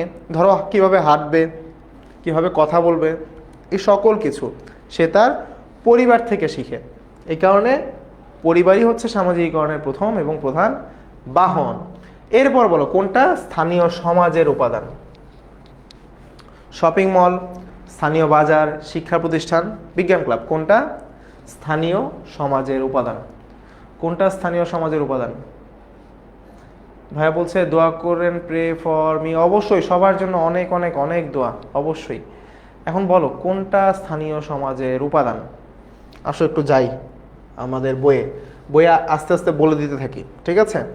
সো সামাজিকীকরণে বিভিন্ন প্রতিষ্ঠানের প্রভাব, এই অংশটা অনেক ইম্পর্টেন্ট ভাইয়া, অনেক অনেক অনেক ইম্পর্টেন্ট, ভালো মতো দেখবা। পরিবার, প্রতিবেশী, তারপর হচ্ছে এই যে আমাদের স্থানীয় সমাজের বিভিন্ন উপাদান। সো এখান থেকে প্রশ্নটা কিন্তু চলে আসছে, ঠিক আছে। সো কোনটা? 2 ডি বলছো, সঠিক উত্তর অ্যাকচুয়ালি অপশন ডি, বিজ্ঞান ক্লাব, ঠিক আছে, বিজ্ঞান ক্লাব। এই যে দেখো খেলাধুলার ক্লাব, বিজ্ঞান ক্লাব, এগুলো হচ্ছে ইম্পর্টেন্ট। ওকে, সো এই যে সামাজিকীকরণে যে বিভিন্ন আমাদের কি বিভিন্ন উপাদান, প্রতিষ্ঠান যেগুলো বলা হচ্ছে, যেগুলো প্রতিষ্ঠান রয়েছে, সেই প্রতিষ্ঠানগুলো কিন্তু ইম্পর্টেন্ট, সেই প্রতিষ্ঠানগুলো ইম্পর্টেন্ট। সমবয়সী সঙ্গী শিক্ষা প্রতিষ্ঠান, এই প্রতিষ্ঠানগুলো ইম্পর্টেন্ট। ওকে, আসো। এখন একটা শিশু তো বড় হচ্ছে, সো বড় হতে হতে বলা হচ্ছে যে একজন ব্যক্তির সুষ্ঠু ও স্বাভাবিক বিকাশের জন্য কোনটা দরকার? সে যেন সঠিকভাবে বিকশিত হয়। কি দরকার এর জন্য? শিক্ষা দরকার, প্রশিক্ষণ দরকার, নগরায়ন দরকার, নাকি সামাজিকীকরণ দরকার? বলো তো কি দরকার? ব্যক্তির সুষ্ঠু বিকাশের জন্য কি দরকার? শিক্ষা, প্রশিক্ষণ, নগরায়ন, সামাজিকীকরণ। অনেকে বলবো কি জানো? অনেকে বলবো হচ্ছে শিক্ষা, বাট উত্তরটা অ্যাকচুয়ালি শিক্ষা হবে না। হ্যাঁ, শিক্ষা দরকার, বাট একদম সুষ্ঠু বিকাশের জন্য শুধু শিক্ষা কিন্তু এনাফ না। সো শিক্ষা অ্যাকচুয়ালি সামাজিকীকরণের একটা পার্ট। সো অ্যাকচুয়ালি দরকার কোনটা আমাদের? সামাজিকীকরণ। সো সামাজিকীকরণের মধ্যে আরও অনেক বিষয়বস্তু পাবা, এই কারণে সামাজিকীকরণ হচ্ছে আমাদের সঠিক উত্তর। তো সামাজিকীকরণ অ্যাকচুয়ালি একজন ব্যক্তির সুষ্ঠু বিকাশের জন্য অত্যন্ত গুরুত্বপূর্ণ। ঠিক আছে, অত্যন্ত গুরুত্বপূর্ণ। শিক্ষা প্রতিষ্ঠানে শিশুরা একে অপরকে কি করে বলো তো? বোর্ড প্রশ্ন আসছিল, ইম্পর্টেন্ট একটা অংশ। শিক্ষা প্রতিষ্ঠানে শিক্ষার্থীরা বা শিশুরা একে অপরকে কি করে? প্রভাবিত করে, মাদকাসক্ত করে, অসামাজিক করে, স্বাস্থ্যবান করে তোলে। কোনটা হবে বলো তো? 4 নম্বর প্রশ্ন, যে শিক্ষা প্রতিষ্ঠানে কি হবে? যে অসামাজিক তো করবেই না, কারণ একজন একজনের সাথে ফ্রেন্ডশিপ গড়ে তোলে, তোমাদের ফ্রেন্ড হয়ে যায়। সো অসামাজিক তো একদমই করবে না। স্বাস্থ্যবান কীভাবে করবে? তুমি ধরো হচ্ছে শিক্ষা প্রতিষ্ঠানে গেলে কি তোমার ফ্রেন্ড তোমাকে খাওয়াই দিবে? এরকম তো আর হবে না। সো স্বাস্থ্যবান করার কোনো অপশন নাই। মাদকাসক্ত তো হবেই না, কারণ শিক্ষা প্রতিষ্ঠানে গেলে কি তোমাকে ফ্রেন্ড তোমাকে শিখাই দেয় এগুলো করার জন্য? উত্তর হচ্ছে না। যেটা করে সেটা হচ্ছে তারা একে অপরকে বিভিন্ন দিক থেকে প্রভাবিত করে। কি করে ভাইয়া? প্রভাবিত করে। সো এই কারণে সঠিক উত্তর হচ্ছে আমাদের অপশন এ, শিক্ষা প্রতিষ্ঠানের শিশুরা একে অপরকে প্রভাবিত করে। ঠিক আছে, প্রভাবিত করে। আসো এবার দেখি, বলা হচ্ছে যে সহমর্মিতা, সহযোগিতা, নেতৃত্বের যে গুণাবলী এগুলো বিকশিত হয় কিভাবে? ঠিক আছে, সমবয়সী সঙ্গীদের সঙ্গে খেলাধুলা করলে, খেলার সাথীদের সাথে সদ্ভাব থাকলে তারা একে অন্যের কাছ থেকে শিখে। কিভাবে? একে অন্যের কাছ থেকে শিখার মাধ্যমে এগুলো হচ্ছে বিকশিত হয়, নাকি হচ্ছে সমবয়সী সঙ্গীদের সাথে খেলাধুলা করলে, নাকি হচ্ছে খেলার সাথীদের সাথে সদ্ভাব থাকলে? 1 ও 2, 1 ও 3, 2 ও 3, নাকি 1, 2, 3 সবগুলা? বলো দেখি। এরপর তোমাদের বিভিন্ন প্রতিষ্ঠান যেগুলো রয়েছে সামাজিকীকরণের, এগুলোও কিন্তু ইম্পর্টেন্ট। সো এই দুইটা অংশ থেকে কিন্তু তোমরা সৃজনশীল এবং কি পাবা? তোমাদের এমসিকিউ অনেক পাবা। সো এই দুইটা অংশ দেখবা, বিভিন্ন প্রতিষ্ঠান এবং বিভিন্ন উপাদানের ভূমিকা, এই দুইটা অংশ ভালো মতো দেখবা। এরপর বাংলাদেশের গ্রাম ও সামাজিকীকরণের প্রক্রিয়া যেটা রয়েছে, এখান থেকে সৃজনশীলের গ ঘ আসতে পারে, যে হচ্ছে দুই অংশের সামাজিকীকরণ দুইভাবে হয়ে থাকে। ঠিক আছে, দুইভাবে হয়ে থাকে। বলো দেখি। অপশন বি বলছো অনেকে, ডি বলছো অনেকে। সঠিক উত্তর অ্যাকচুয়ালি অপশন ডি, 1, 2, 3। ঠিক আছে, একে অন্যের কাছ থেকে শেখার মাধ্যমেই তো এগুলো বেসিক্যালি বিকশিত হবে। না শিখলে সে কীভাবে জানবে? তারপর তাদের মধ্যে সদ্ভাব থাকলে তো তারা কি করবে? একে অপরের প্রতি সহমর্মী হবে, সহযোগিতা করবে, ভালো ভাব থাকতে হবে তাদের মধ্যে। এবং যদি তারা খেলাধুলা করে, এই খেলাধুলা করার মাধ্যমে তাদের মধ্যে এই গুণাবলীগুলো বিকশিত হবে। সো 1, 2, 3, তিনটাই হচ্ছে সঠিক উত্তর। ওকে, এরপর দেখো, টেলিভিশন চ্যানেলগুলো অনেক বিজ্ঞান প্রচার করে, এটি সামাজিকীকরণে কোন উপাদান দ্বারা প্রভাবিত? সো ওই যে বলছিলাম উপাদানগুলো জানতে হবে। সো এটা কোন উপাদান দ্বারা প্রভাবিত বলো দেখি।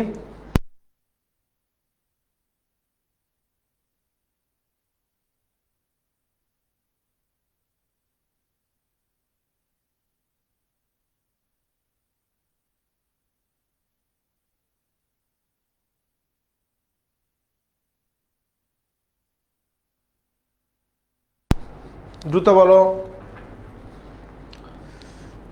টেলিভিশন চ্যানেলগুলো এই যে বিভিন্ন বিজ্ঞাপন প্রচার করে, এটা অ্যাকচুয়ালি কোন উপাদান দ্বারা প্রভাবিত?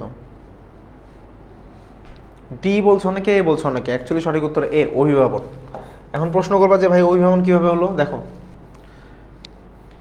মেবি যে বলছো ক্লাসে পড়াশোনা না করলে তো এটাই বলবা যে মেবি। অভিভাবন মানে কি? এক ধরনের যোগাযোগ বা প্রক্রিয়া। সো এইটাতে কি হয়? তথ্য অ্যাকচুয়ালি বা প্রস্তাব একে অপরের কাছে পৌঁছে দেওয়া হয়। ঠিক আছে, এই প্রসেসে কি হয় যে যেহেতু শিশুদের মধ্যে কোনো পরিপক্কতা থাকে না বা লজিক্যালি ফাংশন করার চিন্তাভাবনা থাকে না, তাই তারা সহজে অভিভাবিত হয়ে যায়। ঠিক আছে, তো এখানে কি হয় বেসিক্যালি এই জায়গায় কোনো তথ্যাদি বা প্রস্তাব হচ্ছে অন্যের কাছে পৌঁছে দেওয়া হয়। সো আমরা যখন দেখছি যে টেলিভিশনে বিজ্ঞাপনে কি হয়, যে হচ্ছে বিভিন্ন তথ্য দেওয়া হয় যে এই পণ্যটা ভালো, এটা খারাপ তো কেউ বলে না, অ্যাকচুয়ালি বলে এটা ভালো, আমারটা ভালো। সো এই যে তথ্যাদিগুলো প্রচার করা হয়, এটা অ্যাকচুয়ালি কি? সামাজিকীকরণের, অভিভাবনের অন্তর্ভুক্ত। ওকে, পরের প্রশ্ন, একজনের তথ্য অন্যজনের নিকট পৌঁছে দেওয়াকে কি বলে? অনুকরণ, অঙ্গীভূতকরণ, পরিবহন, অভিভাবন। বলো। একজনের তথ্য অন্যজনের নিকট পৌঁছে দেওয়াকে কি বলে? অনুকরণ, অঙ্গীভূতকরণ, পরিবহন, অভিভাবন, কোনটা? একটু আগে দেখলাম যে একজনের তথ্য অন্যজনের নিকট পৌঁছে দেওয়াকে কি বলছে আমাদের? অভিভাবন। সো এই উপাদানগুলো ভাইয়া ভালো মতো একটু পড়বা, খুব ভালো মতো। আসো পরের প্রশ্ন দেখে ফেলি। রূপাই আগে পড়ালেখা করতে চাইতো না, এখন কি হয়ে গিয়েছে জানি, যে তাদের মধ্যে নতুন ভাড়াটিয়ার ছেলে রিভু আসার পর তার সাথে নিয়মিত স্কুলে যায়, এখন সে নিয়মিত পড়ালেখা করে। সো তার এই আচরণিক পরিবর্তনটা কি? সে সে অন্যকে দেখে কি হচ্ছে? প্রভাবিত হচ্ছে, যার কারণে এটা হয়ে যাচ্ছে আমাদের সামাজিকীকরণ। নতুনভাবে সে শিখছে, ঠিক আছে, তার এটা কি হয়ে যাবে? আমাদের সামাজিকীকরণ। কি হবে ভাইয়া? সামাজিকীকরণ। ওকে, অপশন বি হবে 8-এর অপশন বি, ঠিক আছে, অপশন বি হবে। ওকে, পরের প্রশ্নে চলে যাই। রূপাই যেহেতু এই প্রশ্নটা দেখলাম, এখন প্রশ্ন হচ্ছে রূপাই রিভুর বন্ধুত্বের ফলে কি হবে? রূপাইয়ের মধ্যে নেতৃত্বের বিকাশ ঘটবে, সহনশীলতার মনোভাব গড়ে উঠবে, সহযোগিতার মনোভাব গড়ে উঠবে। সো তোমরা উত্তর জানো, আমি জানি, সঠিক উত্তর অ্যাকচুয়ালি সবগুলাই হবে, কারণ তাদের মধ্যে বন্ধুত্ব হয়ে গেলে লিডারশিপ কোয়ালিটি বাড়বে। সো বন্ধু যেহেতু সহযোগিতা করতে চাইবে, তাদের মধ্যে সহমর্মিতার সম্পর্ক থাকবে। সো 1, 2, 3 সবগুলাই হচ্ছে সঠিক উত্তর। ঠিক আছে, বুঝতে পেরেছ? এরপরের প্রশ্ন, বাংলাদেশের গ্রামীণ জনগোষ্ঠী 85% হলে শহরবাসী কত পার্সেন্ট? এটা সবাই পারো, সবাই এটার উত্তর করতে পারো। শহরবাসী 15%। ঠিক আছে, একটা নর্মাল ম্যাথ করতে দিয়েছে, খুবই খুবই খুবই সহজ প্রশ্ন। সো এই চ্যাপ্টারের প্রশ্নগুলো সহজ, কঠিন পার্টগুলো আমি একটু তোমাদেরকে দেখাই দিই। যে উপাদান যেগুলো আছে, উপাদান এবং হচ্ছে প্রতিষ্ঠানগুলো একটু দেখবা, এখান থেকে ঘুরিয়ে পেঁচিয়ে প্রশ্ন আসতে পারে। এছাড়া বাকি যে প্রশ্নগুলো আসবে এগুলো হচ্ছে খুবই সহজ, এটা একটু দেখবা। যে সামাজিকীকরণের তথ্য ও যোগাযোগ প্রযুক্তি এবং গণমাধ্যমের প্রভাব, এই জায়গাটা ইম্পর্টেন্ট ভাইয়া। ঠিক আছে, এই অংশগুলো দেখবা, আশা করি হচ্ছে এখান থেকে যে প্রশ্নই আসুক উত্তর করতে পারবা। এবং বিশ্বায়ন কি, এই ধারণাটা জেনে রাখবা। ঠিক আছে, সামাজিকীকরণে বিশ্বায়নের প্রভাব, খ নম্বরের জন্য এই অংশটা ইম্পর্টেন্ট। ওকে, ক্লিয়ার? এইবার আসো শর্ট কোয়েশ্চেনগুলো একটু ঝটপট দেখে নিই। সমবয়সী সঙ্গী শিশুর সামাজিকীকরণে কীভাবে ভূমিকা রাখে? যে একজন আরেকজনকে দেখে দেখে শিখে। সো এই কারণে সমবয়সী সঙ্গী কী করে? একজন আরেকজনের সামাজিকীকরণে, যেহেতু তারা একে অপরের প্রতি সহানুভূতিশীল হয়, তাদের আচরণগুলো একে অপরকে কি প্রভাবিত করে। এই কারণে তারা একে অপরকে দেখে দেখে শিখে থাকে। বিভিন্ন নেতৃত্বের গুণাবলী, সহমর্মিতা, সহযোগিতা, এই গুণাবলীগুলো তাদের মধ্যে বিকশিত হয়। শিক্ষা প্রতিষ্ঠান সামাজিকীকরণে কীভাবে ভূমিকা রাখে? সরাসরি উত্তর বইয়ে দেওয়া আছে, তো একটু ভালো মতো দেখবা। ঠিক আছে, যে শিক্ষা প্রতিষ্ঠানের ভূমিকাটা কি সামাজিকীকরণে। অনুকরণ বলতে কি বোঝায়? এই যে আমাদের একজনের হুবহু কোনো কাজ নকল করা, পরীক্ষায় যেটা অনেকেই এক্সপার্ট, যে হচ্ছে আরেকজনটা দেখি। সো ওই যে হুবহু আচরণ যখন নকল করা হবে, তখন সেটা আমাদের হয়ে যাবে কি? অনুকরণ। ঠিক আছে, তো শিশুরা বড়দের আচরণ, ভাষা, বাচন ভঙ্গি কিভাবে হচ্ছে ধরো কথা বলে, অনেকেই আছে না যে ভাই আমি আপনার মতো পড়াতে চাই। সো ওই যে ব্যাপারটা হচ্ছে অনুকরণ, যে অন্যকে দেখে কপি করার মতো, যে হচ্ছে হুবহু নকল করার একটা প্রক্রিয়া। ঠিক আছে, সো অনুকরণ কিন্তু সামাজিকীকরণের একটা প্রক্রিয়া। ঠিক আছে, এখন শহরে শিশুদের আচরণে সহযোগিতামূলক মনোভাবের অভাব দেখা যায় কেন? কারণ দেখা যায়, দেখবা কি, শহরে শিশুরা সবাই এক একজন এক এক নিজেদের বাসার মধ্যে পড়ে থাকে, যার যার ফোন নিয়ে। সো তাদের মধ্যে যে বন্ডিং, সেই বন্ডিংই ক্রিয়েট হয় না। সো যেহেতু বন্ডিং ক্রিয়েট হয় না, সো তারা কি করতে চায় না? তারা একে অপরকে সহযোগিতা করতে চায় না, যেটা গ্রামের মধ্যে অনেক বেশি দেখা যায়। ঠিক আছে, এই কারণে শহরাঞ্চলের ছেলেমেয়েদের মধ্যে এই সহযোগিতামূলক মনোভাবটা একটু কম দেখা যায়। লাস্ট কোয়েশ্চেন, সামাজিকীকরণে গণমাধ্যমের ভূমিকা। সো ইম্পর্টেন্ট অংশটা, যে গণমাধ্যমের মাধ্যমে আমরা বিভিন্ন তথ্য জানতে পারি, যেগুলো হচ্ছে আমাদের জীবনকে নানাভাবে প্রভাবিত করে। ওকে, সব কিছু ইম্পর্টেন্ট না, গুছিয়ে দিয়েছি তোমাদেরকে। কেউ যারা যারা মনোযোগ দাও না, তারা মনে করবো যে সব দিয়ে দিয়েছি, বাট অ্যাকচুয়ালি তোমাদেরকে বলে দিয়েছি কোনটা কিসের জন্য ইম্পর্টেন্ট। এমসিকিউর জন্য যেটা ইম্পর্টেন্ট, এটা তোমাকে বসে বসে একদম তুমি হুবহু নোট করতে হবে না, তোমাকে তুমি বইয়ে দাগ দিলে হবে। সিকিউর জন্য যেগুলো ইম্পর্টেন্ট, এগুলো তোমাকে নোট করে করে পড়তে হবে। সো এই কারণে তোমাদেরকে বলে দিয়েছি, যারা বুদ্ধিমান তারা ক্লাসে নোট করে ফেলেছো ইতিমধ্যে, যে কি কি দাগ দিয়ে দিয়েছি। সো চয়ের কথা বলা হচ্ছে অষ্টম শ্রেণীর ছাত্র, সে বিদ্যালয়ে হচ্ছে বিদ্যালয়ে বা বাসায় কারোর সঙ্গেই মিশতে চায় না, তার বাবা তাকে একটা সাংস্কৃতিক সংগঠনে ভর্তি করে এই জন্য। সো ধীরে ধীরে সে হচ্ছে সবার প্রিয় পাত্র হয়ে যায়। ল অন্যদিকে স্কুলে না গিয়ে ওয়াকারেদের সাথে মিশতে শুরু করে, পরিবারের কারোর কথা শুনতে চায় না, এ নিয়ে বাবা অনেক দুশ্চিন্তায় আছে। তো প্রথম প্রশ্ন, ই কমার্স কি? সামাজিকীকরণে ভাষার গুরুত্বটা কি? ওই যে বললাম যে উপাদানগুলো ভালো মতো পড়বা, প্রতিষ্ঠানগুলো ভালো মতো পড়বা। চয়ের সামাজিকীকরণে কোন প্রতিষ্ঠানের প্রভাব রয়েছে? যে সাংস্কৃতিক সংগঠন, কোন প্রতিষ্ঠান? প্রতিষ্ঠান এখানে আসবে, ঠিক আছে? প্রতিষ্ঠান, এই যে প্রতিষ্ঠান থেকে সৃজনশীল চলে আসছে। সো প্রতিষ্ঠান এবং উপাদান এগুলো কিন্তু ইম্পর্টেন্ট, ভালো মতো বইয়ে ভালো মতো দেখবা। এবং লয়ের পরিস্থিতির জন্য তার পরিবারই দায়ী। তুমি কি একমত যে তার বাবা মা তাকে ছোটবেলা থেকে সঠিক পরিবেশে বড় করতে পারে নাই? চিন্তা করে উত্তর দিবা, ঠিক আছে? চিন্তা করে উত্তর দিবা। পরের প্রশ্ন, 6 বছর বয়সী ইফাজের বাবা মা দুজনই চিত্রশিল্পী। ইফাজের জন্য তারা প্রায় বিভিন্ন ধরনের খেলনা, কার্টুন ছবি ও স্টিকার কিনেন। ইফাজ টিভিতে নিয়মিত কার্টুন ছবি দেখে হঠাৎ একদিন নিজেকে ব্যাটম্যান সাজিয়ে মা বাবাকে চমকে দেয়, ঠিক আছে? সো ইমেলের পুনরূপ সবাই জানো, ইলেকট্রনিক মেইল। সমবয়সী সঙ্গী কীভাবে সামাজিকীকরণে ভূমিকা রাখে? ইম্পর্টেন্ট একটা প্রশ্ন। ইফাজের ব্যাটম্যান সাজাটা সামাজিকীকরণে কোন উপাদান? আবারও দেখো, একটা চলে আসছে উপাদান, আর একটাও আবার আমাদের উপাদান আমরা পাচ্ছি। একটা আসলো, প্রথমটা কি আসলো? প্রতিষ্ঠান। একটা প্রতিষ্ঠান আর একটা উপাদান। সো উপাদান এবং প্রতিষ্ঠানগুলো ইম্পর্টেন্ট, ভালো মতো দেখবা এখান থেকে। মা বাবার ধ্যান ধারণা ইফাজের মধ্যে প্রতিফলিত হয়েছে, বিশ্লেষণ করো। ওকে, স্ক্রিনশট নিয়ে নাও। বাসায় অবশ্যই প্র্যাকটিস করবা। সো আজকে আমাদের ক্লাস হচ্ছে এই পর্যন্তই। সো আশা করি হচ্ছে সবাই ভালো মতো বুঝতে পেরেছো, যেহেতু তোমাদের বৃত্তি পরীক্ষার সময়টা হচ্ছে কাছাকাছি চলে আসছে। দ্রুত তোমাদেরকে শেষ করলাম যে হচ্ছে তোমরা যেন হচ্ছে ভালো মতো কী করতে পারো, গাইডলাইন পেয়ে পড়াশোনা করতে পারো। সো যেই গাইডলাইনগুলো দিলাম ভালো মতো বাসায় প্র্যাকটিস করবো অবশ্যই, এবং অবশ্যই সবার জন্য দোয়া থাকলো। সবাই আমাকে জানাবা প্র্যাকটিস করছো কি না। ইনশাল্লাহ নেক্সট ক্লাসে আবারও দেখা হবে, ঠিক আছে? সেই পর্যন্ত সবাই ভালো থাকো, সুস্থ থাকো। সবাইকে আল্লাহ হাফেজ, আসসালামু আলাইকুম।